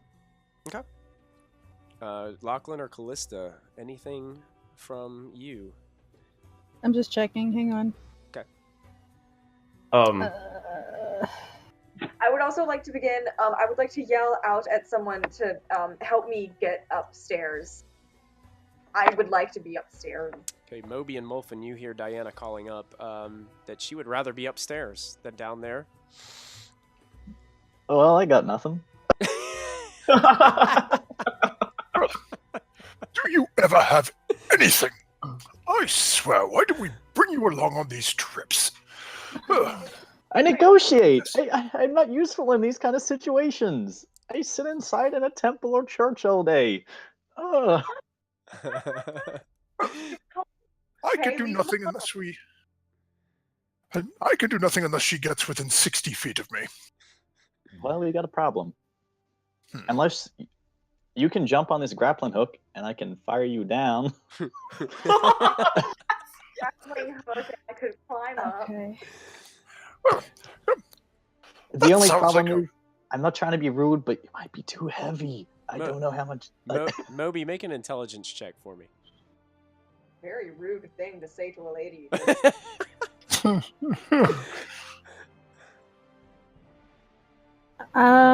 Moby, you think that you may be able to attach the top of the grappling hook to the top and then hit the release button, and it may drop the end all the way down to Diana. But you're not. You are a little bit worried because it was designed for a gnome. It wasn't designed for any larger folk. Not that Diana is a larger folk, but larger than a gnome.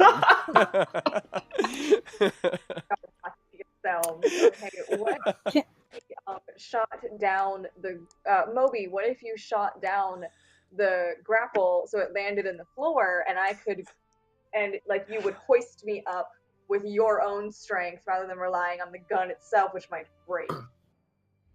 I'm not very strong either. I'm sorry. Look, I'll lower Molfen down. Meanwhile, Molfen, the two down. clouds are getting closer to you as they're having this conversation. I can lower Molfen down. He can do his thing, and then I'll reel you back up, and hopefully it's all good. You. Okay. One more time. To the ground. Callista, were you trying to charm one of them? 2. Wait, Molfen, can you levitate? Gotcha. You can just go down right now. Wisdom saving throw. Oh, yeah. Let me go ahead and make 2 wisdom saving throws. Here we go. Here's the first, and here's the second. Ooh, one just makes it, but the other one definitely is The other charmed. one definitely is charmed. Okay. Excellent. So, which do you want to ping the one that you want to charm? The one closest to me. This one. That one. Gotcha. Yep. I'm just gonna put a little marker on it so I know that it is now. I'm gonna make it. Let's make it purple.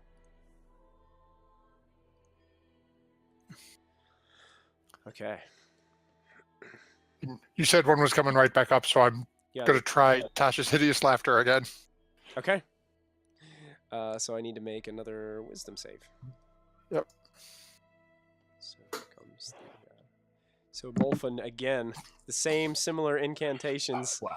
And it's still it just seems like you're doing everything right, Molfen. You feel like you're throwing the spell off the way it should be working. I mean, you have you're just like you're getting frustrated as this thing just kind of continues. It's now within about 20 feet of you, and the one behind it is just about 10 feet behind, about 30 feet, just lower than that, as they approach the second floor. Molfen gets frustrated and jumps.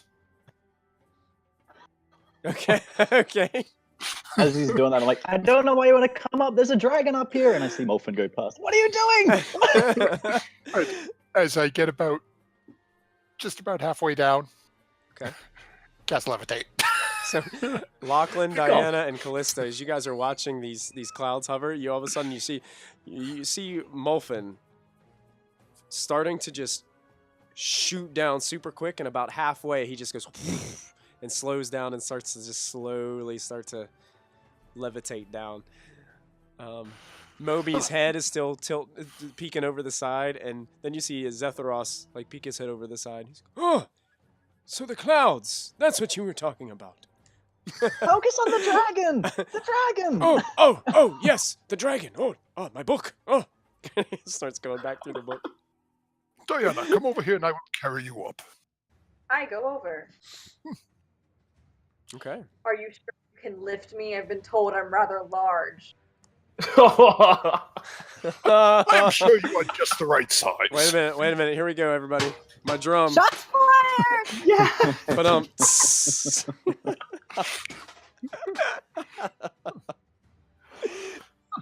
Diana, nice. I am sure you are just the right size. Climb on. I'm petite now. Excellent. So, Molfen, you begin to levitate with Diana, correct? You gotta leave. Yep. Okay. Just Callista, grabbing are onto you- her, however. What are you doing, Callista? Are you and Lachlan? What are you I guys deciding? I tell the cloud to come to me and tell me what it's doing here. Okay.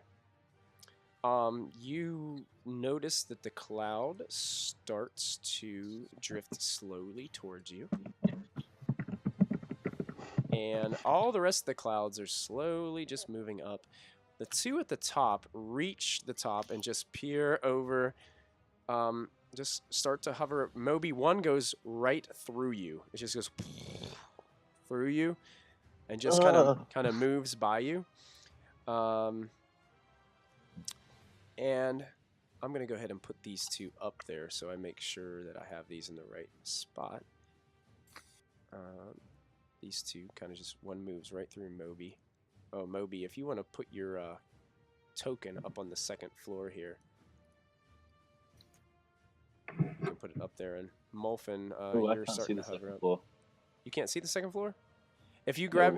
grab your token and start to move it just above the first floor, are you able to do that, or do I have to do that? No, it won't let Yep. me. I think. Circle it around outside. Go out the southern door, around the corner, and up through the window. Here you go. I got you, Moby. I got you up there. Oh, it's a process, is it? But, hey, you got to find your way to sneak around when you're trying to steal a spell book from a giant. Here, I mean, I got trying to aid the giant. I got your Raven and your in Mannix up there as well for you. Thank So you. you're all set. And Can I drop my rope behind me while me and Diane are going up? Just sort of leave an end of it, sort of leave a rope on the way down. how long was your rope? I don't know. It was on the back of the horse. We never really discussed it. It's probably a standard 50-foot rope, so it's probably Okay, not gonna never mind be, then. It's not going to be long enough. It just hang halfway down. So you guys are headed on your way up as you're floating. Callista, it kind of comes into the direction of you, and all of a sudden, you see the form of the clouds start to converge and compress. And it starts to make the form of a cloud that's in the shape of a dwarf. And then all of a sudden it starts to get the color back into it. And standing in front of you after this whole process is finished is a female shield dwarf, standing there clad in armor, holding a battle axe in one hand and a hand axe in the other. She's kind of looking around, kind of looking to you, looking for the voice that she heard. Oh yeah. Who said that? I'm not invisible anymore Okay, did you break your invisible? Oh yeah, because you had to because I cast a spell. You cast the spells. Gotcha. I keep forgetting that. I don't know why I do that. Yep. But, Okay, I remember. yeah, but she looks right at you. She's like, what are we here for? Well, we're here on a special mission to disable this tower. Why? Or why? Well, the Lord's Alliance is why. See, we can't take any chances. Settlements are being crushed by cloud giant towers. We're under strict orders to take out this tower's navigation orb right away. And we plan to do so. Can I have your weapons? Can you have my weapons? Yeah. What are you gonna do with my weapons? I just want to look at them. They look cool. Oh, you like them? Yeah, they're really nice. These are this battle axe, one of a kind. It's made. Can I try it? Absolutely. And she hands you the Awesome, thank you. battle axe. It's in your hands. Do you see the beautiful dwarven just the design on the blade itself? It's all handmade. It's very. It's heavy. It's good. Would you like to help us? Well, would you like to help me? We're trying to get to Bryn Shander. Bryn Shander? Why are you going to Bryn Shander? Oh, we have to talk to some people, but we could use your help. You could use my help? Yeah. Well, how about after we disable this tower? I'd be more than happy to help. Oh, You know, I we have can't a disable the friend who's a tower. dragon. No, we can't disable the tower. That's how we're gonna get there. Oh well, You don't want to disable the tower. I don't want to disable the tower.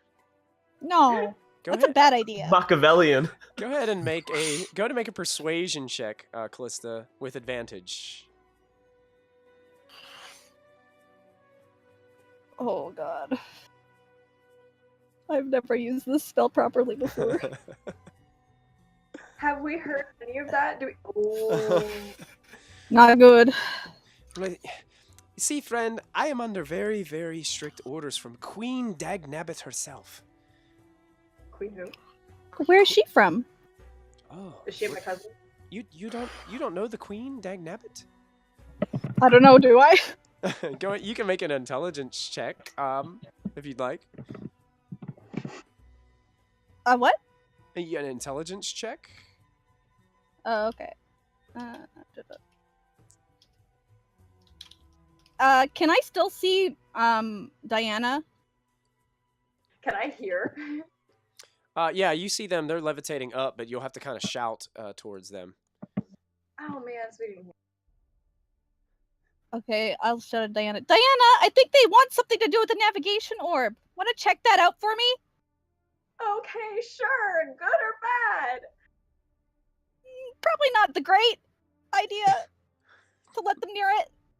Are they evil? I don't know. I'm gonna ask her, are you evil? Evil? Do I seem evil to you? Not really. I thought we were friends. We are friends. I'm just checking. I don't know what... Griswelda's the name. Griswelda Turin. Griswell, okay. Loyal Shieldorf of the Lord's Alliance. Lord's Alliance. Do I know what that is, Michael? You can make a check. You can make that intelligence as well. Your intelligence check for Queen Dagnabbit, you're not really sure. But yes, you do know the Lord's Alliance. You've had some run-ins with them before. They're kind of like they're a faction, kind of like the Zentarum, but they're the faction that is built around the protection of civilization.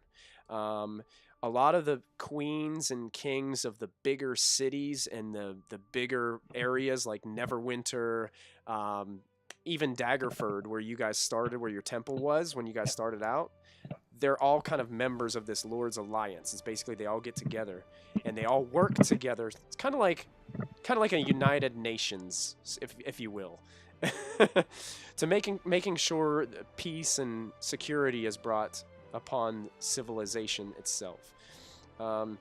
You've had a couple run-ins with them because although they are very they think a lot about civilization but not so much about nature. So they put a lot of their attention towards protecting the cities, not so much when it comes to... So Callista's probably not the biggest fan. You're probably not the biggest fan, but you know that they do mean well, but they really only consider the cities and things like that. Right. Okay. Good or bad, Callista? You know what? You said that they were probably evil. I'll just go with probably evil. Yeah, I'm not replying. I'm assuming you got this. Griswella just looks at you and she's like, "Why don't I do this? After we disable this cloud giant tower, I can talk. I can talk to my dragon friend, and maybe my dragon friend can give you a ride to Bryn Shander. It's a possibility." It's a possibility, but this is our home. You want to get rid of our home? I thought the Alliance people value civilization. This is our civilization here. This is your civilization? You live here? Yeah, this is our home. You want to take away our home? Go ahead and make a deception check. Oh god. It's currently our home.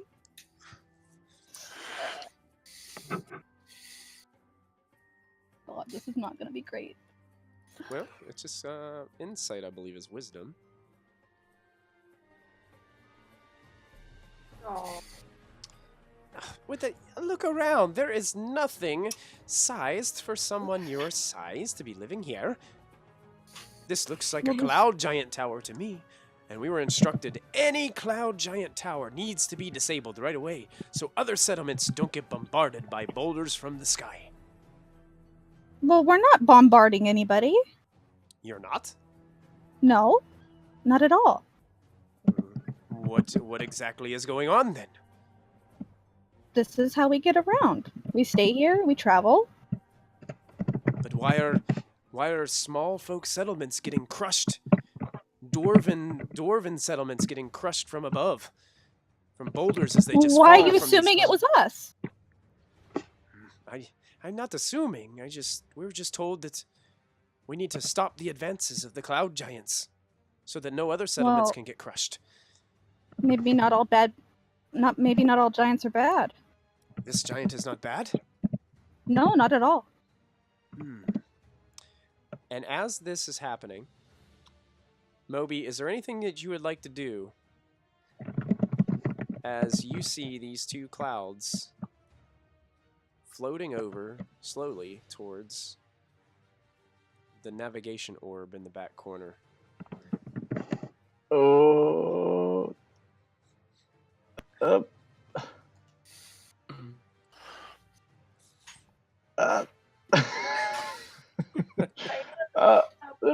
yes. People. No, wait. There's nothing I would do. Sorry. There's nothing you would do? I mean, no. Yeah, Moby just sees clouds. I'm And gonna these cast sleep. I'm gonna cast sleep. sleep. All right, Can I send the cloud to sleep? you can try.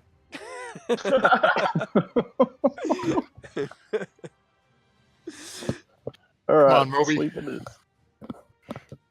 Oh, it's And okay. as you start to cast your spell, Moby, you're reciting your incantations. You also feel this essence within you. An essence that you started to get familiar with back at the Goblin Caves. But the clouds continue to move. They continue to hover 10 feet right above the navigation orb. And they're both kind of hovering above it, right kind of on top of it. And then you start to see their forms change as the cloud forms start to compress. And they almost start to, instead of this just circle of cloud, they become humanoid forms. And then they start to get their color back in them. And then all of a sudden you see these two male shield dwarves standing on top of the orb. And that's where we're going to take our break for the night. No. Oh my gosh. I also retract. It's not a druid spell. It's not a druid spell? No, the druid spell goes much faster. This is a sorcerer wizard spell that does similar thing but much slower. Christy was Right. Well, I just want to say thanks to all of our viewers tonight. We've had a good number of people in watching and checking out the stream tonight. So thank you guys for checking us out here at Proficiency Bonus. This is Storm King's Thunder, episode 16.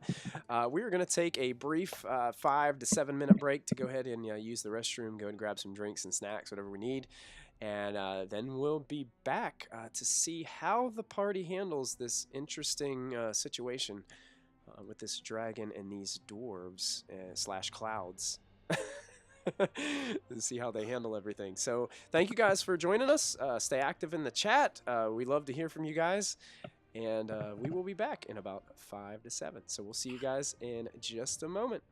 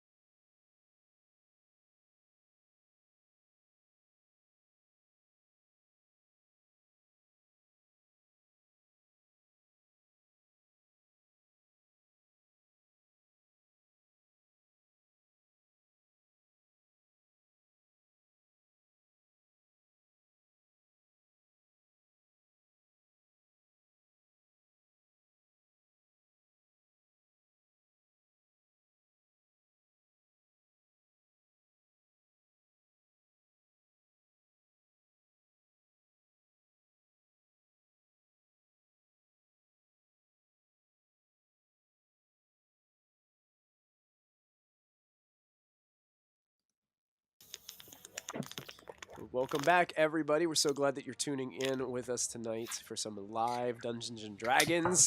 This is 5th edition that we're playing here.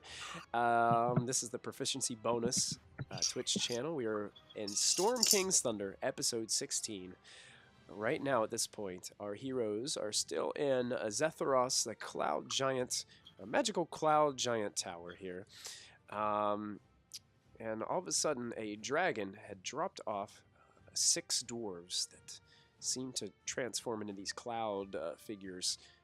And as we left off before our break, 2 of those cloud forms just came out of their form and are now 2 shield dwarves standing on top of the cloud giant's navigation orb for this tower. And then you hear from above, Moby,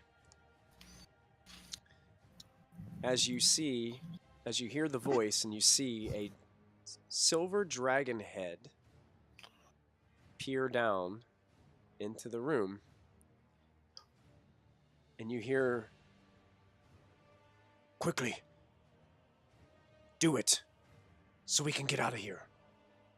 I will prevent the giant from doing you any harm." Are you totally sure you want to be doing that? I mean, it's our only way of getting about.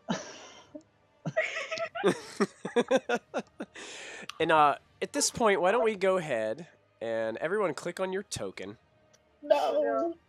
and roll me some initiative. Oh. Oh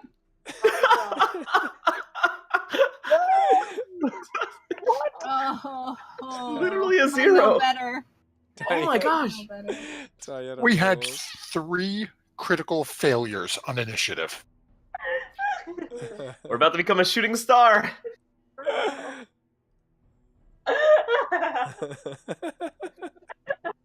TPK fam. TPK.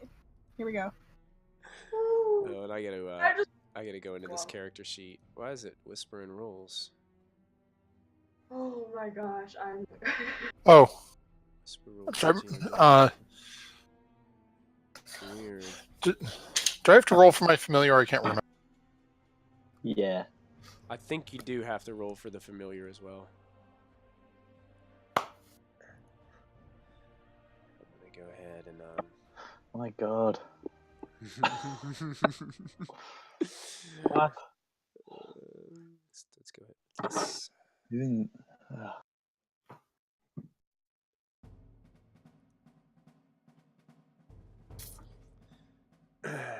Okay. Oh, this music.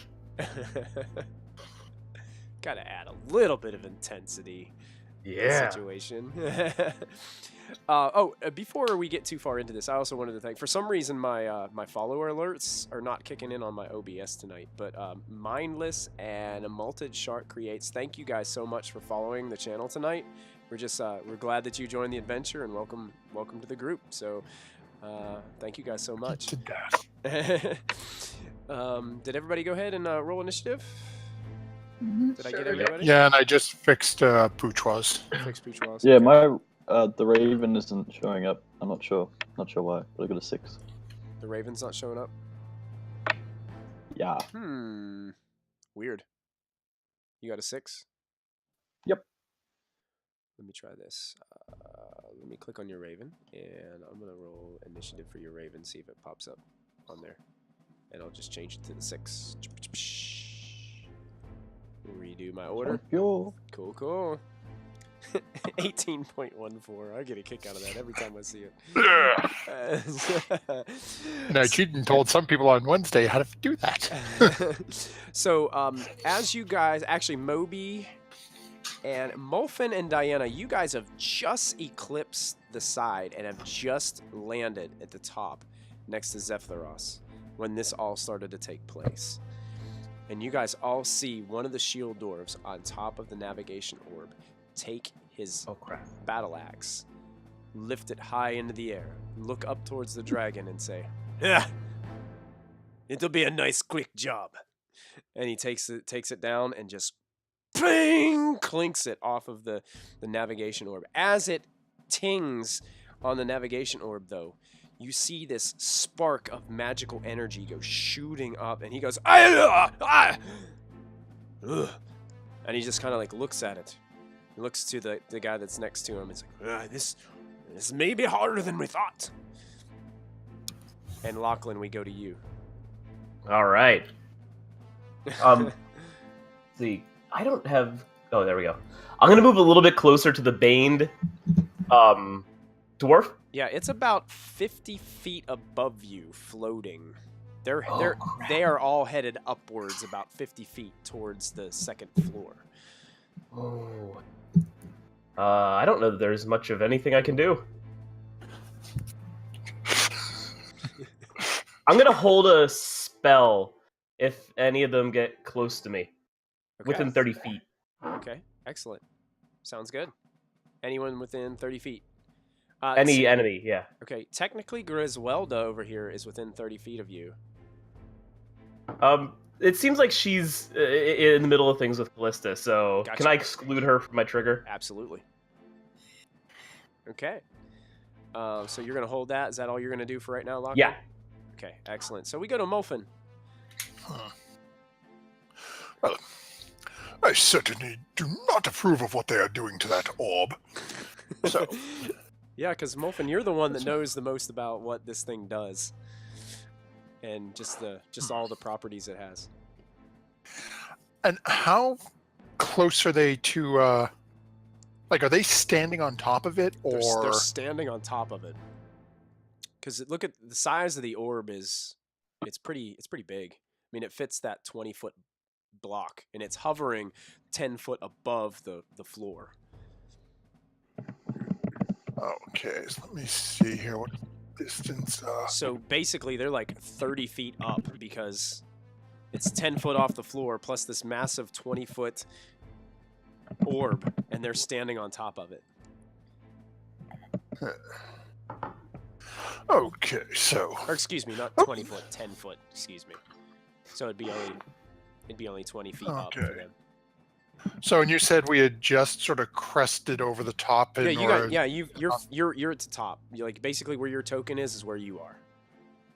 Okay. And So Diana, I'm gonna move Diana's up there too. I'm sorry about that. We'll get her up there. Keep forgetting gonna you guys can't leave- move them up there. I'm going to leave Diana on the ground and set her so she's all nice and comfortable and Thank you. combobulated. And then Combobulated. walk over this way towards so I can see. I saw one just sort of get sparked at, and I see the other one. Is he looking like he's ready to take his own swing to it? Oh yeah, they look pretty intent on taking this thing out. Okay. Haven't been having much luck with this today, but we're going to give it one last shot. You fall. And I'm actually going to burn one of my portents so that he rolls a 5. He rolls a 5. Yeah, so you guys, as Molfin is casting these incantations, Diana and Moby, you see this Shieldorf next. Is it the one that hit it, or the next? The other No, guy? the one that looks like it's So- about to. He's like lifting up his battle axe, like looking down, and all of a sudden he just starts going.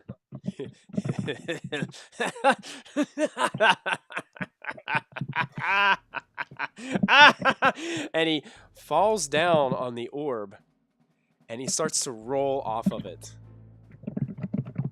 And he falls it would be the 20 feet off of the orb and slams onto the ground, continuing to laugh the whole time. As he hits the ground while he's laughing, he goes, "Oh!" and starts to laugh a little bit more. Go ahead and roll 2d6 for me, Molfin. Okay.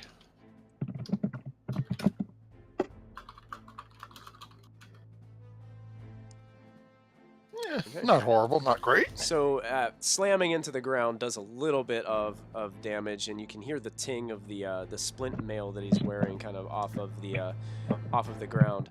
I think if they take damage, they get to make another wisdom saving throw. Yep, and they have advantage on it.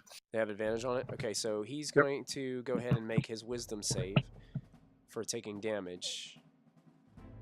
And he has advantage on this, so... And he fails. And he still fails. So he is actually, even though he went oof, he's still like just flipping out in laughter, prone on the floor next to where the navigation orb is hovering. And I'm just looking up at the other one on there. We can have an intelligent conversation about this, or we can release my friends at you. The choice is yours. You hear the other one shout down,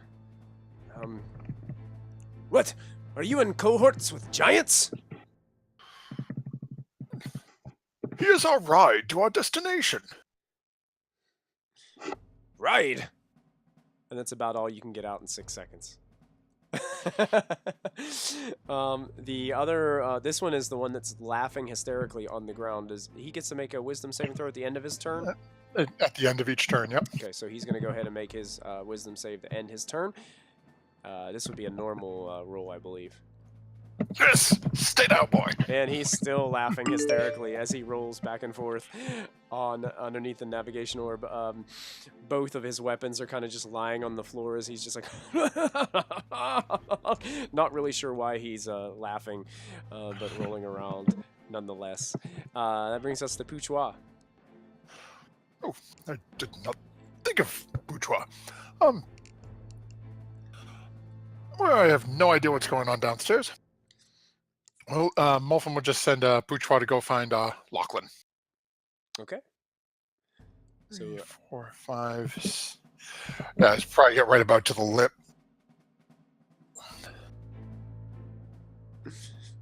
Okay. So Pouchois is headed, flying, headed towards to see where Lachlan is and what Lachlan is up to. That brings us to this fellow who is floating upwards, now 60 feet above the floor. I'm going to jot that down so I don't forget it. This little cloud shape is now 60 feet up. Brings us to Zephyros. Zephyros, seeing what is happening, starts to panic. Oh, they're after the orb. Oh, and starts frantically looking in his spellbook and then looks up and he says, there you are. And he starts to incite these incantations in his spellbook, holds out his staff towards the navigation orb. You see this arcane energy start to just crackle and zap around the top of the orb. And then all of a sudden, you guys see appear around the orb itself a shell of arcane energy that surrounds the orb. And the arcane energy is just this bright yellow form. It looks like a translucent shell that has all these like a little bits of like, you can see the arcane energy just crackling all through it. And he kind of smiles a little bit and looks towards the dwarf that's on top of the navigation orb. That should do it. And then he looks up towards the dragon and says, you there! Leave this place! And that brings us to the raven. Alright. I would like the raven to go over to the dwarf, still on the orb, and just kind of like get up in his grill, squawk in his face, distract him, and take the help action. Okay. So this raven flapping all around the dwarf. The dwarf is like, get out of my face. Oh! He's swinging kind of his hand axe a little bit at his I love it, JJ. That was good. Do that again for us. We need It was a one-time deal. Maybe next time. I'm gonna clip it after the stream's over so we can watch it over and over again. You know? Oh, no. It's going to be on every one of our YouTube channels. Excellent. That takes us to Moby, as his raven is getting in this guy's face. All right, I'm going to drop some math. Uh-oh. So I know you said these windows were pretty thin. Thin Yes. for a giant, or thin for a gnome, or a dwarf even? Thin for a giant. Okay, so theoretically, a dwarf could go through that said window. Correct. Yes. Alright, so what I'm planning to do is fire this grappling gun at the dwarf and hopefully get it on the right angle so it pushes him back through the window. Yes. Okay, go ahead and make your attack. You can use a dex attack and add your proficiency bonus for your training that you had with your grappling. You do have a hook. nat 20. I've got advantage from the raven, so Yeah, you do I have think I'll- advantage at this point. Yeah, because yeah, he's I think I'll distracted. just keep it at that for the moment. He is distracted. Whew. Alright, give me something good. Come on. Oh no. Your grappling gun shoots out, and as it's going by, you can see that the dwarf is kind of moving his axes, like just trying to just swat the raven away. And it, by mere luck and chance, when your grappling hook was coming, it actually swung and hit the grappling hook, and knocks the grappling hook off course over to the side, and it tings off the floor just under the navigation orb. Ah. Anyway, I can spend my bonus action raveling it back up. It would probably take you a whole action to get that thing wrapped back up. As now the whole, basically 100 feet of rope is just lying there outside of your grappling gun.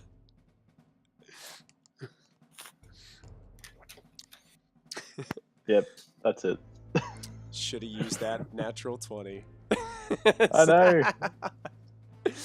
Christy had it right all along. Christy had it right. You should have followed Christy's guidance. You should have done it. Would have wrapped into a noose, you just would have lynched him out the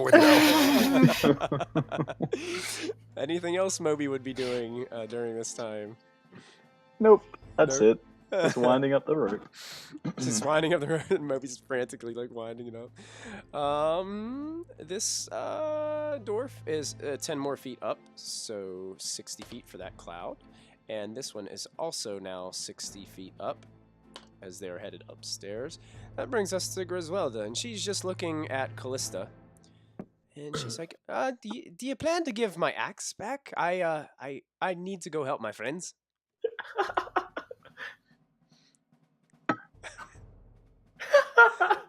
Are you coming? I didn't think of this. I'm not sure how I'm gonna even get up there.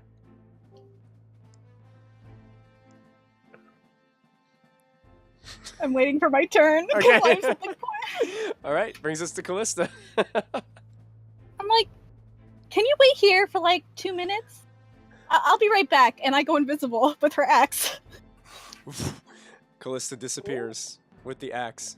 You just hear Griswelda start to panic. I head for the door. Okay. And Callista has the axe and is running away. Take the axe and run. And with anything else you'd like to do on your turn? Not yet. Not yet. Not yet. Not yet. Okay. Diana with a big 0 for her initiative roll. Hey. Hey. Diana comes to like, wait, what? Oh yeah, dragon. Okay. I will. What am I? The dragon had popped out of the smoke at one point, right? Yeah, he's still the fog cloud isn't there anymore. He's just kind of at the edge, about 80 feet up, staring down into the room, watching what the dwarves are doing with the navigation orb and kind of just assessing the situation right now. Okay. I will talk to him and say, hey, look, listen.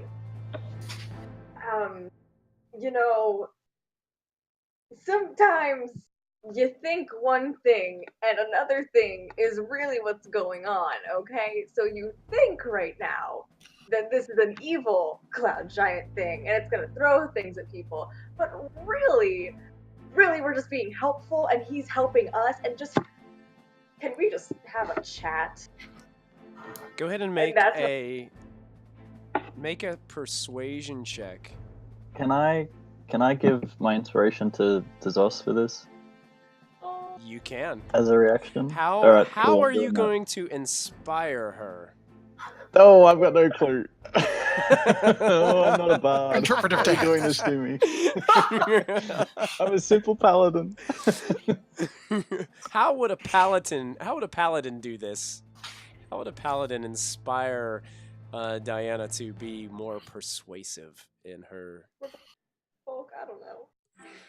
Diana, I know you've got this. You can do it. Charm the pants off that dragon. Come on. That. All right. So you have advantage. Okay. Is that what you're doing? You're giving her your inspiration? Yes. Okay. He looks at you, Diana, and he says, "This giant is not wanting to do any harm to the small folk." Not in the least. If anything, he's just a weird, kooky old man, and he just wants to do good by people and chit chat with arcane crap. He's fine. Well, I can sort of hear you.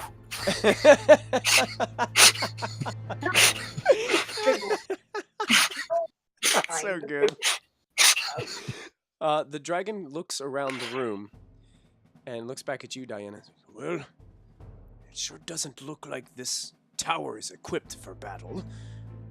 All I see here is a giant bed and some books. Yes, No boulders. just a home. Maybe we were wrong. Yes. He looks towards the dwarf that's still standing on top, and then looks down at the one that's laughing on the floor. It's like, will you get him up? This is not the time to be laughing. Yeah. Let's Get it together. meet me on the first floor. And the dragon brings his head out of the top of the tower, and you hear the floofing of wings as it flies out of the area. I will use my movement to. Oh god. Oh god. Lachlan, how would you feel about. Well, I yell, "Hey Lachlan, how do you feel about Featherfall right now?" I gotcha! Okay, you waste a turn. What's my range on that? Interesting. So I'm gonna have to cast it on her while she's falling. Yes. Oh. Major Does it automatically like hit the object? Is it like you just cast it and it just happens kind of deal? Reaction when you here I'll do it. Oh, it's good. It's a reaction. Oh yeah, it just happens. Okay, I will close my eyes and trust fall out of the circle thing. All right, Diana begins to fall. And I'm assuming that Lachlan casts the spell. Yeah, I guess can I use I haven't used my reaction Yeah, yet, it's so reaction. I'll use my reaction that when she gets within 60 feet to cast Featherfall. Perfect. Yes. Thank you so much. Easily done. It's like a trust fall, you know, where you like fall backwards and hope they catch you. The D&D trust ball. Lachlan, there's some gold up here. What? Break cunts. No. Fuck. You guys hear the dwarf that is still standing on top of the now glowing navigation orb that's like contained within this arcane shell. It looks down at the arcane shell and just kind of sighs. Well, it's probably a good thing. Don't think I could get through that anyway. And he looks down towards like the opening in the floor and he's like, "We're calling it, boys." Sorry, I almost shot you out of a window.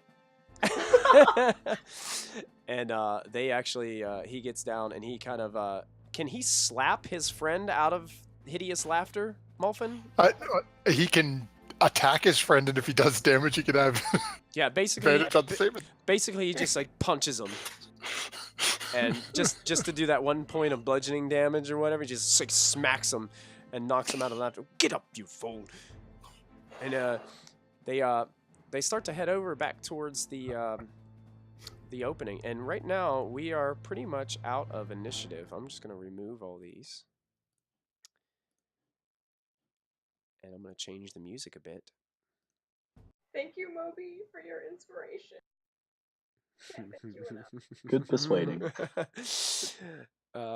And basically, at this point,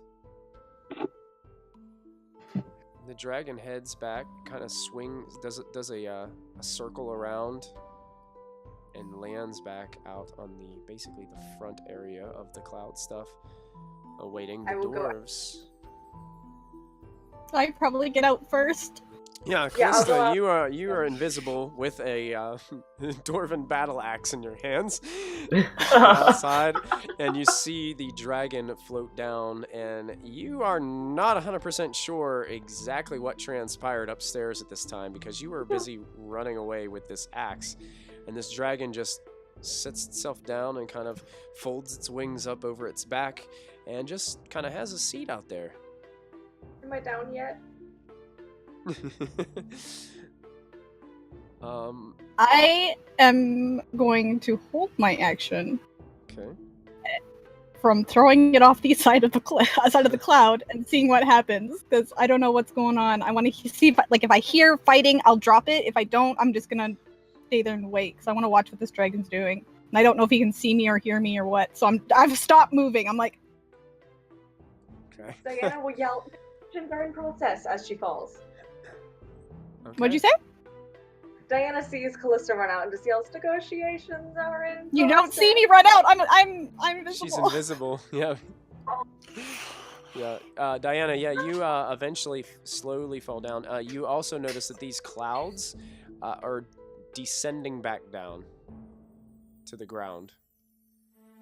And as they reach the ground, they drop their cloud form and kind of reemerge into these shield dwarves. And Lachlan, you're standing there and you see that they all start to form back into a shield dwarf like this Griswelda that you've seen. And when they're all kind of looking up and they can see their two other shield dwarf friends who are kind of looking down and kind of pondering how it is that they're going to get down. I've got you.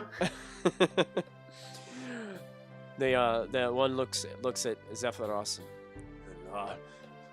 and our apologies. We're under some strict guidelines and missions that we must complete for the Lord's Alliance. This was a simple misunderstanding. See, we're just following our orders. And Zephyros kind of looks over at you, Moby, and he kind of looks a little worried in his eyes as he looks to you, Moby, and Molfin also that are up there. And all right, should we trust them? Well, we should see what they have to say. Well, let's see if they trust us. Walk over to the edge. I can see Lachlan down there, right? Yeah, Lachlan's down there. He's hanging out.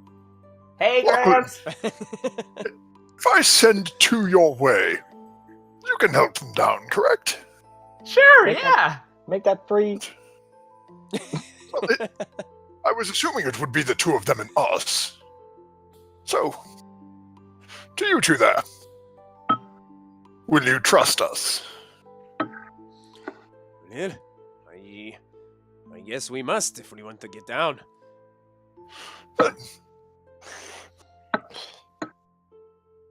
Then follow with me. Just let me finish wrapping this thing up. I'm almost done. Molfin grabs him and pulls him off the edge. They're not really sure what you're doing as you put your arms around both of them, Molfin, and as you fall backwards, kind of like what Diana just did, they actually start to panic and freak out a little bit. And they're like, oh! as you pull them over the edge. Moby, are you going? Actually, Moby, one of them actually reaches out and grabs you. As it's like panicking to pull on something, it grabs you and starts to pull you. Are you gonna just go ahead and fall with them? Or are you gonna try? Yeah, to I don't think I've done this grappling hook though. I think it's still like flying about some of it. So yeah, there might be a big grappling hook coming down and smacking someone. you got it. Yeah, you're like still like rolling it up when the back of your clothing just gets grabbed and you just get pulled back. So now 4 people are just like plummeting out of this. Lachlan, as you're looking up at what's going on. I think rather than let them all die, I'm gonna wait a moment too long just to give them a little scare, but I'm still gonna cast it. So Molfin, you are hoping that spell is coming, Okay. and it's a very short time this fall, but it feels like forever until finally you start to slow down within 20 feet before you hit the ground, and then you guys slowly make your way and land on the floor below. The dwarves themselves are just huffing and puffing, trying to catch their breath as they're looking at you. I told you you'd be okay. Then, pulling the staff out, looking for Lachlan. Don't make me wait like that again. Nice. That hurt. I can run outside. Diana heads outside. Callista's kind of just standing out there watching as Diana comes out through. The dragon is just kind of sitting there, seems to be waiting. What's Okay. going on, Diana? Zephyros, you coming down?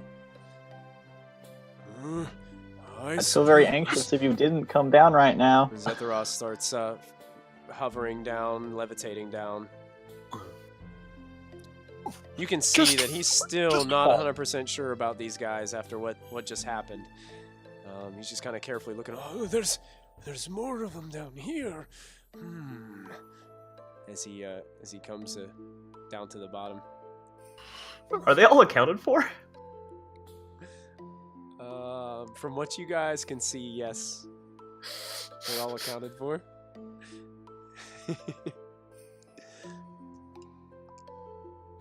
Okay, and Diana, you're standing out in the cloud. You see this massive silver dragon sitting outside.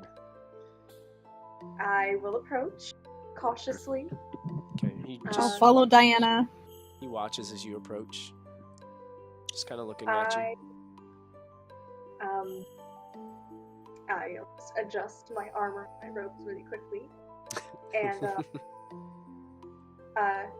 greetings. I deeply apologize that we got off on the wrong foot there for a moment. If I might inquire, who are you with? Like, what faction? Well, I am with no faction. I am only here to assist.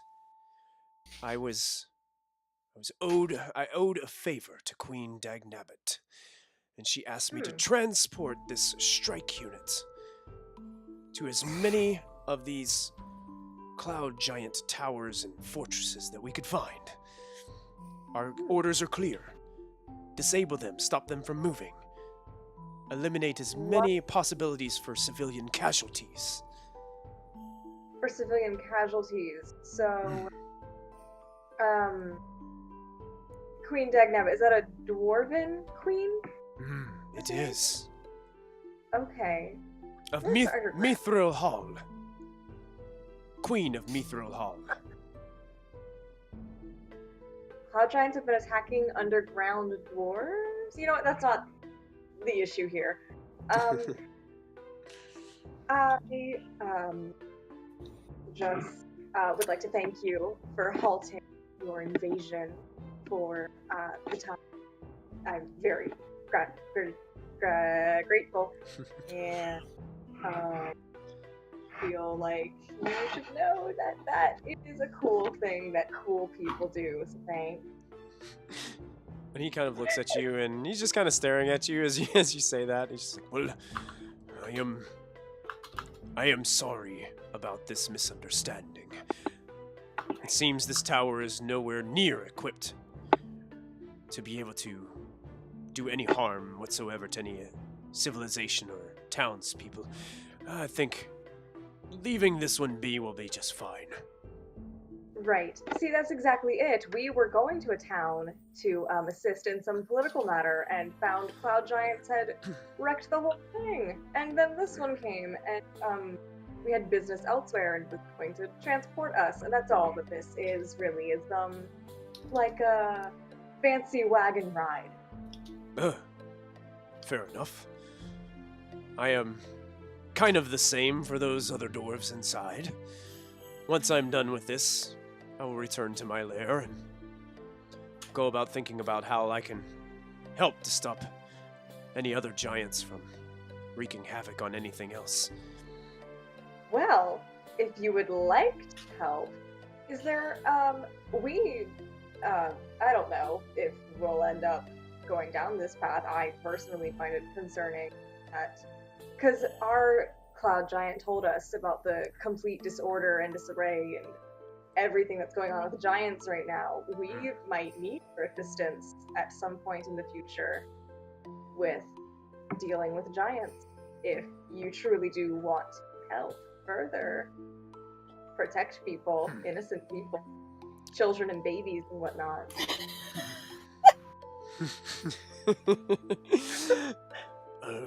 He kind of looks at you and ponders. Go ahead and make a persuasion check for me. Should be in it because I'm special. No, not for this one. Advantage because I'm special. Gotta ask. Always gotta ask. Don't need it. Don't need it. He kind of looks straight at you and he's like,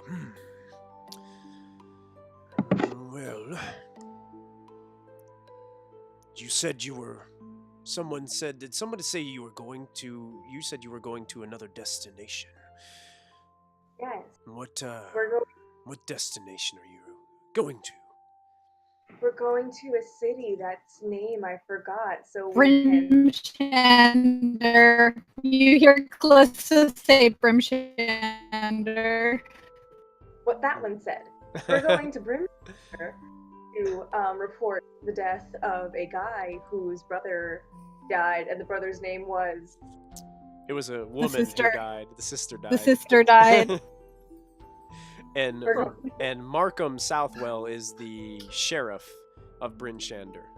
So that's why you guys are traveling there, to tell him that his sister was killed in Nightstone. Cool. Yes, so that is our purpose. That's why we're going to go report the death of a lost family member. That is sad that we felt convicted to go.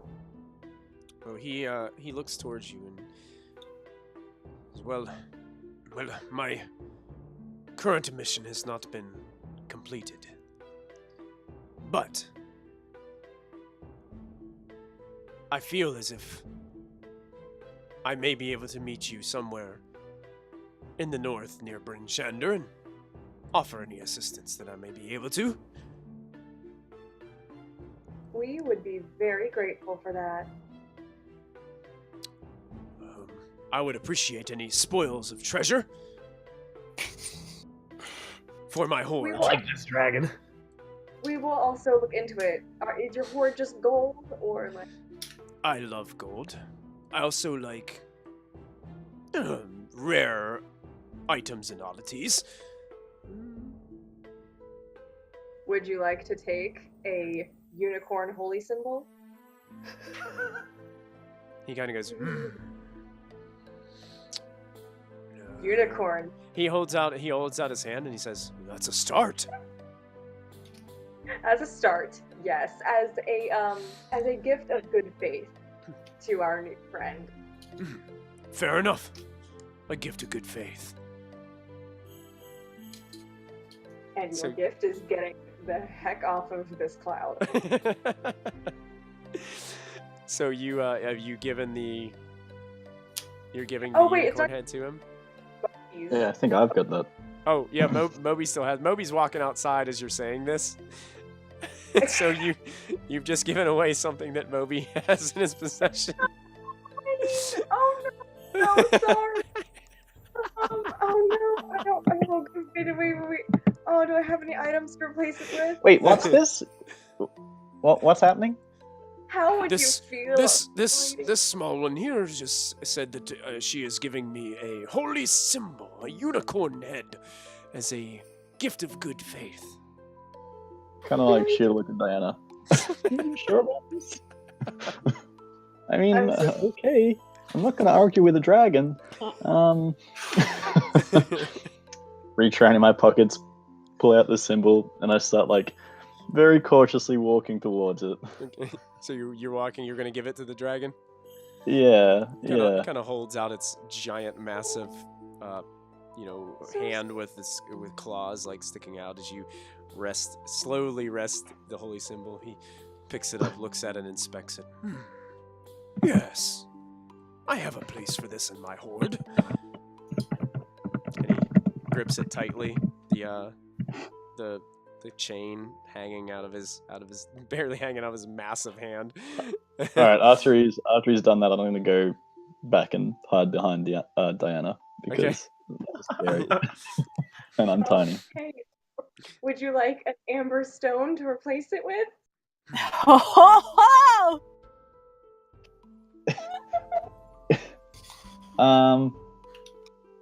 Sure.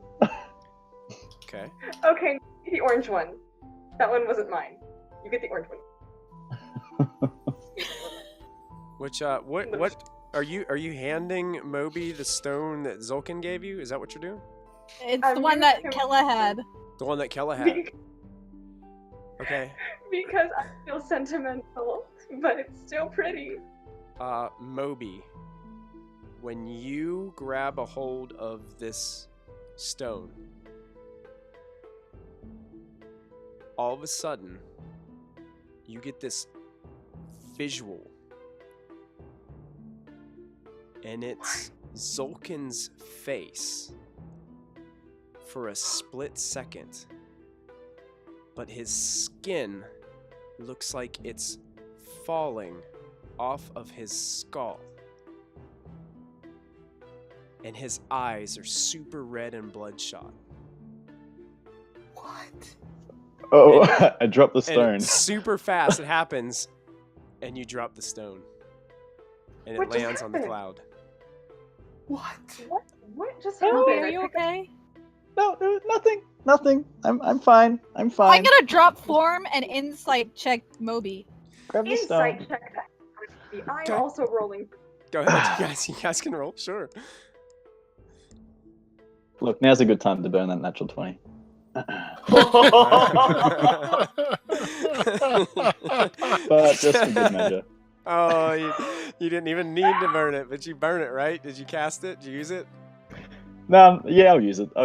Okay, so the nat 20 has been used. I made it disappear, and you guys, he dropped the stone, but you just I'm just clumsy. Just yeah. A little shaken. There's a big, huge dragon in front of me. Yep.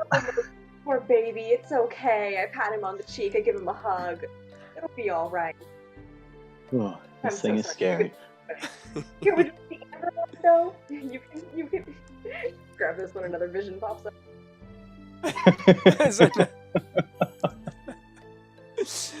No, I mean that's yours. I think it has sentimental value. You keep it. All right. I'm sorry that I accidentally threw away your pretty thing. Oh, it's not mine to have. I was gonna give it to someone who needed hope, but I mean, if a dragon wants it, he can take it. I'm not gonna say no to a dragon. Dragons need hope too, I guess. I'm sorry. Okay. We'll move on. I'll take this stuff. I'll put them back. Okay. Here we go.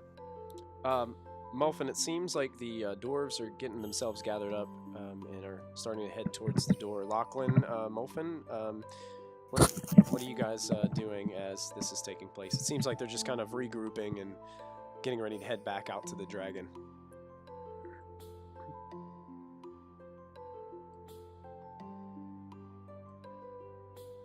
Muted. No, I was offering Lachlan to go first if he had anything. Just making sure the dwarves don't take any of my leftovers. They eye up the food as they're going by, but then they hear Clarion call loudly from outside. Shoot. Hurry now! It's time for us to go. Still much to do. And As they run out, Molfen will look up at Zephyrus. Oh, they're leaving now. But you really need to teach me that wonderful spell. Being able to protect something like that would be very useful. well, small one, that is a very powerful spell. I'm not sure that you could handle it just yet. Shall never know until we try. But in the meantime, I will walk out with our guests. Molfen just starts walking away, following the dwarves out. The dwarves kind of like Coming along. as they're walking, they're kind of like you'd imagine dwarves would do. Like they just kind of they don't even look back at Zephyros at all. They're just kind of like leaving. It's like nothing ever happened. It's like they don't even feel embarrassed about the situation or anything. They're just kind of like walking out and just kind of looking at some of the different things in the stonework of the actual tower itself. One's like kind of inspecting the stonework because dwarves are just fascinated by that sort of thing. And then they get out here and they see that all this talking and chit chat is taking place, and they're just kind of just walking by you guys, just kind of checking you out as they walk by. Anything anybody wants to do, or at this point is up to you guys. I wave pleasantly goodbye. All right. Bye. Bye. Sorry about that. You're fine. Bye. Nice I'm meeting sorry I you. almost killed you. Sorry. You got the ones like looking at you. It's like, you killed me? What are you talking about? I mean, if I hit you with that grappling thing, you probably would have flown out the window and dropped thousands of feet to the plummeting ground. Yeah, it wouldn't have been pretty. Sorry. I thought you were trying to help me down by giving me a rope to climb down. No, sorry. You caught me on a Worked out bad well in day. the end. Yeah. Griswelda is out here and she's looking around. It's okay. I wish I knew where that one with my axe went. And she's looking around. My great-grandfather made me that axe. The emotional plea. I don't think I'm here it invisible comes. anymore. Oh, you're not invisible anymore? I don't think so. Okay, I thought you had stayed invisible, but Yeah, No, you- I dropped form when I incited. there it is. There it is. I'll hand it back to her. Oh, thank you so much. And she grabs the axe and she's looking at it. Oh, so glad to have it back. And she kind of looks at you, Callista. And how long does charm last? 10 minutes. 10 minutes. So it's probably near its time of finishing up. And she kind of just gives you a little bow and a wave as she heads back with the rest of the group. The dragon starts to outspread his wings a little ways, and the dwarves kind of climb up into his massive hands, and he grips them tightly. Looks at the one and gestures for him to hold on to the holy symbol that you guys gave him as a little gift for his hoard. And with these giant flaps of his wings and a big gust of wind and breeze that kind of blows towards you guys as this massive dragon begins to take off. And you see them fly away. He casts one last look towards you guys as his form starts to get smaller and smaller and smaller in the distance, the wings flapping away as he disappears into the clouds. This is exactly why I sleep outside. You're so lucky he left. That's exactly why I sleep outside. We would have completely destroyed them if had this become a bigger issue. Would we? I had a plan, but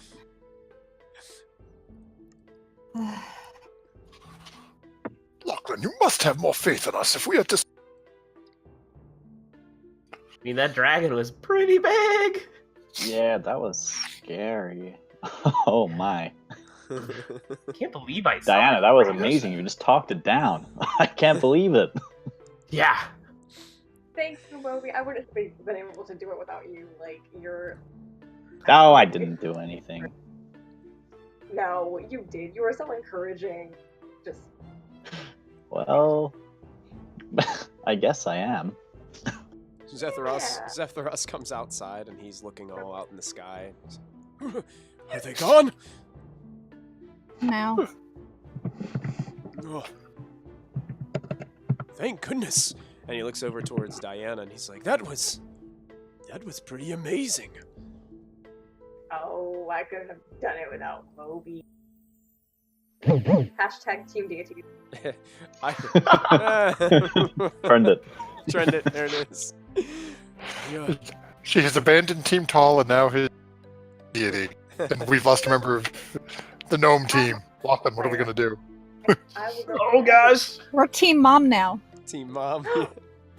Well, she's abandoned Team Mom and now she's Team Deity. So what happens to the poor little Griffin baby? Yeah, the Griffins Mommy left to actually- be part of the God Squad. actually flew off. Remember, they got scared. Yeah, we out don't of know the where they area, are. So we're not really sure where they are at this point. So, but Zephyros, he kind of looks around. He's like, well, I use my arcane abilities to get jobs done, but it seems as if this one just uses the words from her mouth, and she's able to cast magical spells just by using her words. That is remarkable. Good way to Yeah! describe it. A charm. There must be some kind of arcane energy behind that.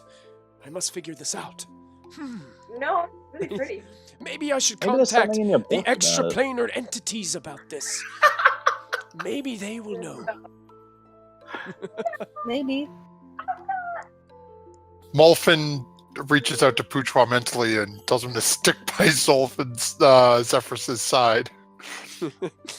The snake has no problem with that. Okay. Watch for the book. The book is what I need. Signal me if he opens it. Okay. Alright. So, the Zephyros heads back inside. And I believe that the snake is going to follow her. Is the snake going to be sneaky about this, or just kind of just be there? We'll have him try to be sneaky. Okay, go ahead and make a stealth check with Bourgeois.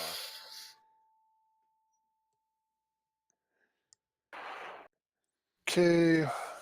Come on, Bourgeois. Yeah, not bad for a dex. Hmm. Ooh, Nice. I'll take it. Wow. Nice. Let's see if that's enough. Oh, that laugh. I love playing these NPCs. It is. Fair enough. Hooray! Bourgeois is being very, very sneaky. And as Zephyros heads back up to his second story, are you seeing through Bourgeois right now, Molfin? Not at the moment. I just sent him up and told him if he opens the book to mentally signal me. Okay. And the minute that book's opened, then I'll transfer my sight up there. Okay. Okay. So you don't get any indication from Bourgeois at this time, and it's really kind of up to you guys what you would like to do to finish out this day. High five. As not Diana what the once kids call it again today. is able to persuade some bad things from happening. I'm Ask me. gonna start working on this letter to the temple/church. I will. You'll assist? Yeah. Moby, go ahead and make a charisma check with advantage because Diana is assisting you.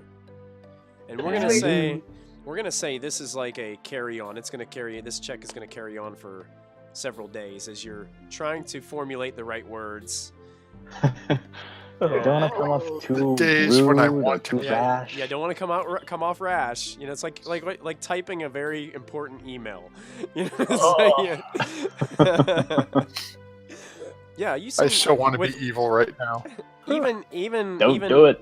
Even without you feel like even without Diana's help, you could do it pretty well because you rolled the same number even with her helping you. So you feel like you could do it, but kind of Diana's looming over your shoulder as you got your quill and your ink and you're kind of starting to scribe this letter to the temple. Diana will reach out. Sometimes she'll just like, hey, no, you need to change this. This doesn't sound right. And she'll just. No. The comma goes there. Oxford commas are really important. Oh, okay. All right. You're like a walking thesaurus. It's amazing. How do you want? Molfin, who wasn't listening to any of their conversation, hears the end of it. What? Are we seeing large lizards again?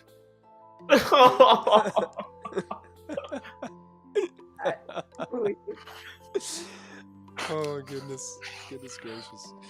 All right, Lachlan. Anything in particular you're going to be doing as? Just snacking. Just snacking? Yep. On leftover horse or? Oh yeah. Oh yeah. I still don't know that it's horse, and I'm loving it. Oh yeah. And by this time, I mean it's been 3 days. You guys have pretty much almost got taken care of.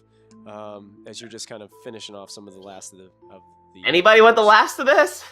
Oh, no thanks. I am quite good, thank you. Your loss.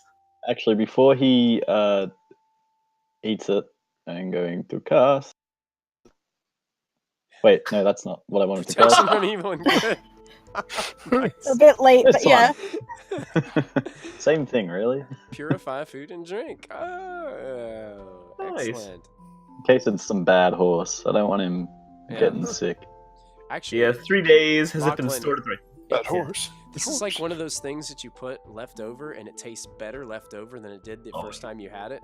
Like, Oh, yeah. Now it tastes amazing. Like this is it's like just juicy and moist and just The flavors are all congealed. yeah, it's just like that. Yeah, it's like happy dancing on your tongue. It's just fantastic. It's fantastic. Wonderful. Callista. I'm staying outside. You're just kind of chilling outside, keeping a watch outside, looking around. Yeah. Yeah, it's actually the weather here. It's getting colder as you get more north. So as the breeze starts to blow, I'll do my cantrips to keep me warm. and keeping your cantrips to keep you warm. Fine. Yeah, the weather is pretty good. It's pretty decent. You have a feeling that as you get closer to your destination, it's going to start getting really cold, and you're going to have to deal with some maybe heavy snows, blizzards, high winds. Yeah. Stuff that you're used to with your background. Did we just, even close for this? I'm pretty sure I have a winter blanket anyway, but yeah. Cool. I will go outside and keep. Gotcha. So basically what happens from here on out is we're going to have to do a little bit of fast forwarding because you guys still have 16 days of travel. It's a very long, slow journey. But on the 4th day, the Griffins return. So after 4 4th day. days, 4 more days, the Griffins return. So there's Okay, so we. You add 4. So you had 4 because you lost those 4 days hanging out with the Griffin babies. Her face! But Oh, you just Diana- broke Diana. Diana and Callista, if you want to go ahead and make a check, animal handling check for me for this Yep. 5th day. I would like to have been studying Griffinry so I don't have a disadvantage. How do I go about that? To, like... Well, you really don't have anything that you could study right now. So Zephyros doesn't have any books or any advice. When you ask him for advice, he kind of just says, well, he kind of just explains to you that they just showed up and started nesting in their area, and he just started to kind of slowly start to hang out with them. that's really, and he kind of just let them, and then sometimes they'll bring him, just like a cat brings you something and puts it on your front porch.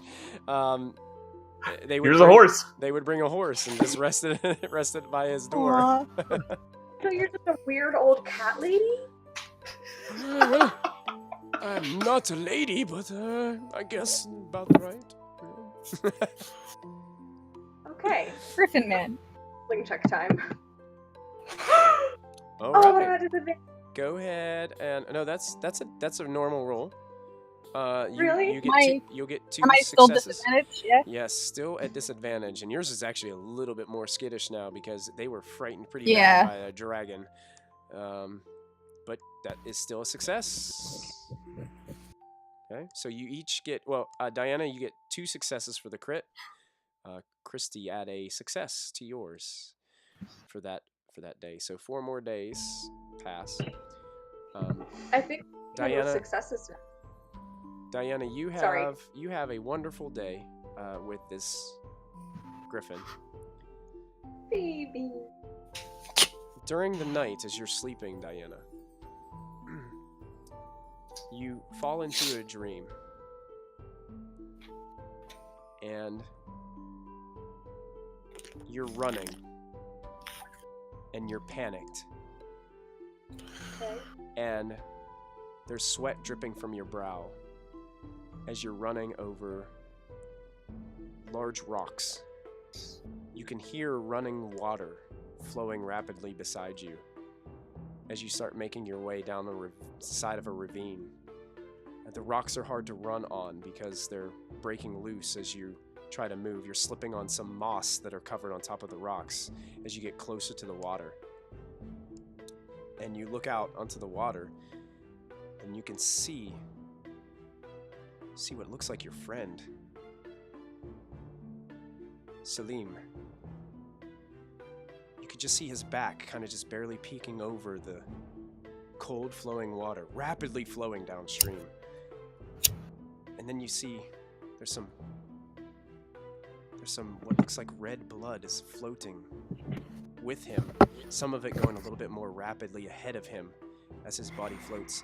You're trying to run to keep up with the body as it floats, but you're having trouble moving and maneuvering on the rocks. You scream out to him, you panic, and you reach out, but to no avail. You keep running, but he keeps drifting away. And soon, your friend is gone. And you stop running. And you see him now wrapped up in white cloth, his body pale, candles lit all around the room that you're standing in. It's just you and him. And a tear drops from your eye and rests on his forehead, slowly drifting off.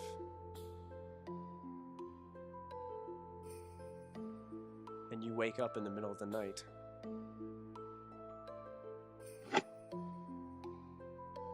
Recalling this memory. Softly crying. Trying not to be. I will get up and leave the inside of the and go outside to look for Callista, trying not to disturb her so that she wakes up, and just roll out my sleeping roll and fall asleep beside her. Awesome. The days pass. Moby says he needs to talk to Callista, Mulfin, Diana, and the Raven. This is over the course, not during this. This is something for next time. So Later. what I need you to do, JJ, is during the week, if you could just kind of send me, what exactly your focus of conversation would be during the travel. That would be fantastic. And Mulfin, Ooh, I will and make something sure. else Yeah. Sorry, something else I just realized. Actually, no, that can wait. Don't stress. That can wait. Okay. We're good. Cool. And I'm going to bring you guys over to the main map. I will say that if I woke up and Diana was next to me, I'd want to talk to her. So there's that. Okay. Well, just give us kind of like a quick summary of, if you guys want to just kind of just RP a little bit of that. You guys can go ahead as I'm making adjustments here. Okay. Are you okay? Something wrong? Yeah, no. I'm fine. I just had a little nightmare. I was hoping I could sleep next to you. Do you want to talk about it? Maybe another time. Okay. I don't know. Yeah, I'm here. Whenever you want to talk. Can I do an insight check on her? Sure. I just want to make sure she's like, I shouldn't be overly worried, but Sure. Absolutely. I want to make sure she's okay. Oh, baby. She's not okay. Something Not is okay. bothering her that's different from the things that have been bothering her before. You don't think it's the whole Zolkin deal,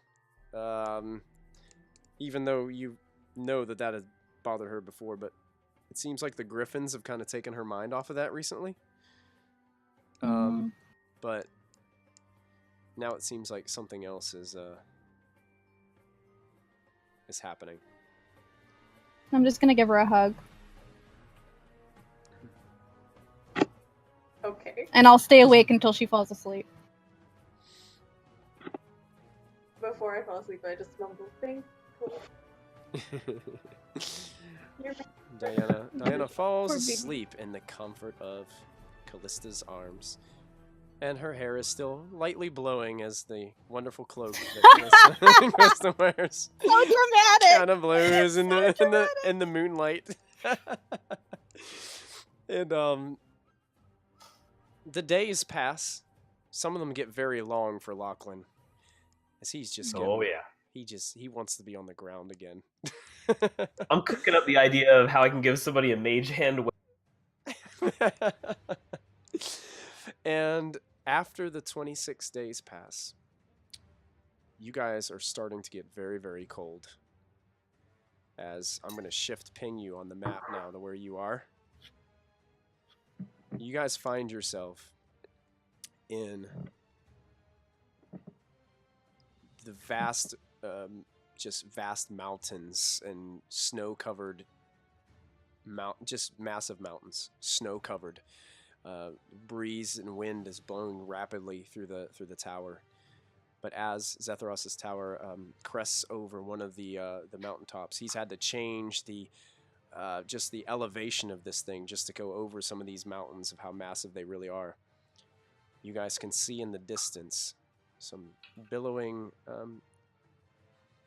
smoke from several what look like house fires, chimney fires.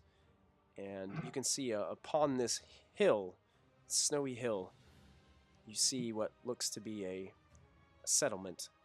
A pretty large settlement for someplace here. And you guys see Zetharos kind of approaches, looking out there with you. Well, we've finally arrived. It's Bryn Shander. And that's where we'll end tonight's session, as Bryn Shander is now in view. Yay! Awesome, everybody. What's our Man. countdown? Wow. Well, We traveled a long way. what I'm gonna need you guys to do, Diana and Callista, if you guys want to go ahead and wait, why don't you guys wait till next time? You guys are gonna actually Yeah, I'm gonna wait. You Give me guys- that inspiration. Yeah, you'll get the inspiration. You can you'll have to make. There were 16 days left. You lost 4, so you'll have 12 rolls to make if you're gonna spend each day with the baby griffins. Yeah. So we'll remember that you each have to make 12 rolls Okay. for the downtime.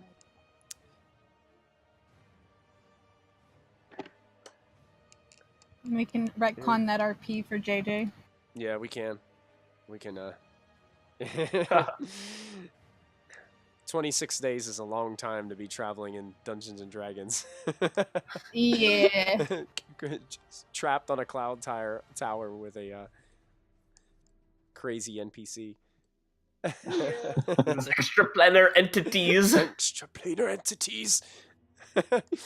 So thank you so much, all of you who tuned in tonight. We appreciate you joining us here at Proficiency Bonus for Storm King's Thunder episode 16. My goodness, we are getting closer. And I just want to throw out a quick announcement. We're going to do our, I'm calling it our season finale on December 22nd. That will be a special night, as we are going to give away a Xanathar's Guide to Everything that night during the stream. So anybody who is tuning in will have a chance to get themselves just locked into that. Yeah, there you go. JJ's got one of those. He's holding it up for you. Yep. Xanathar's Guide to Everything. I'm thinking we're probably going to get together and maybe do another one of our Persuasion Check lives to talk about Xanathar's Guide. I'm going to probably shoot you gentlemen an email probably or a message this week, seeing if we can get a date locked down for that, if you guys are available. And so Nat 20 and Nat 20 Diana. moments. Yeah, Diana Nat 20's talking Diana. down the dragon. I got 2. Yep. Diana for Use it on the Pulling- animal handling, hun. and 1 for Callista for that aggressive cloud comment.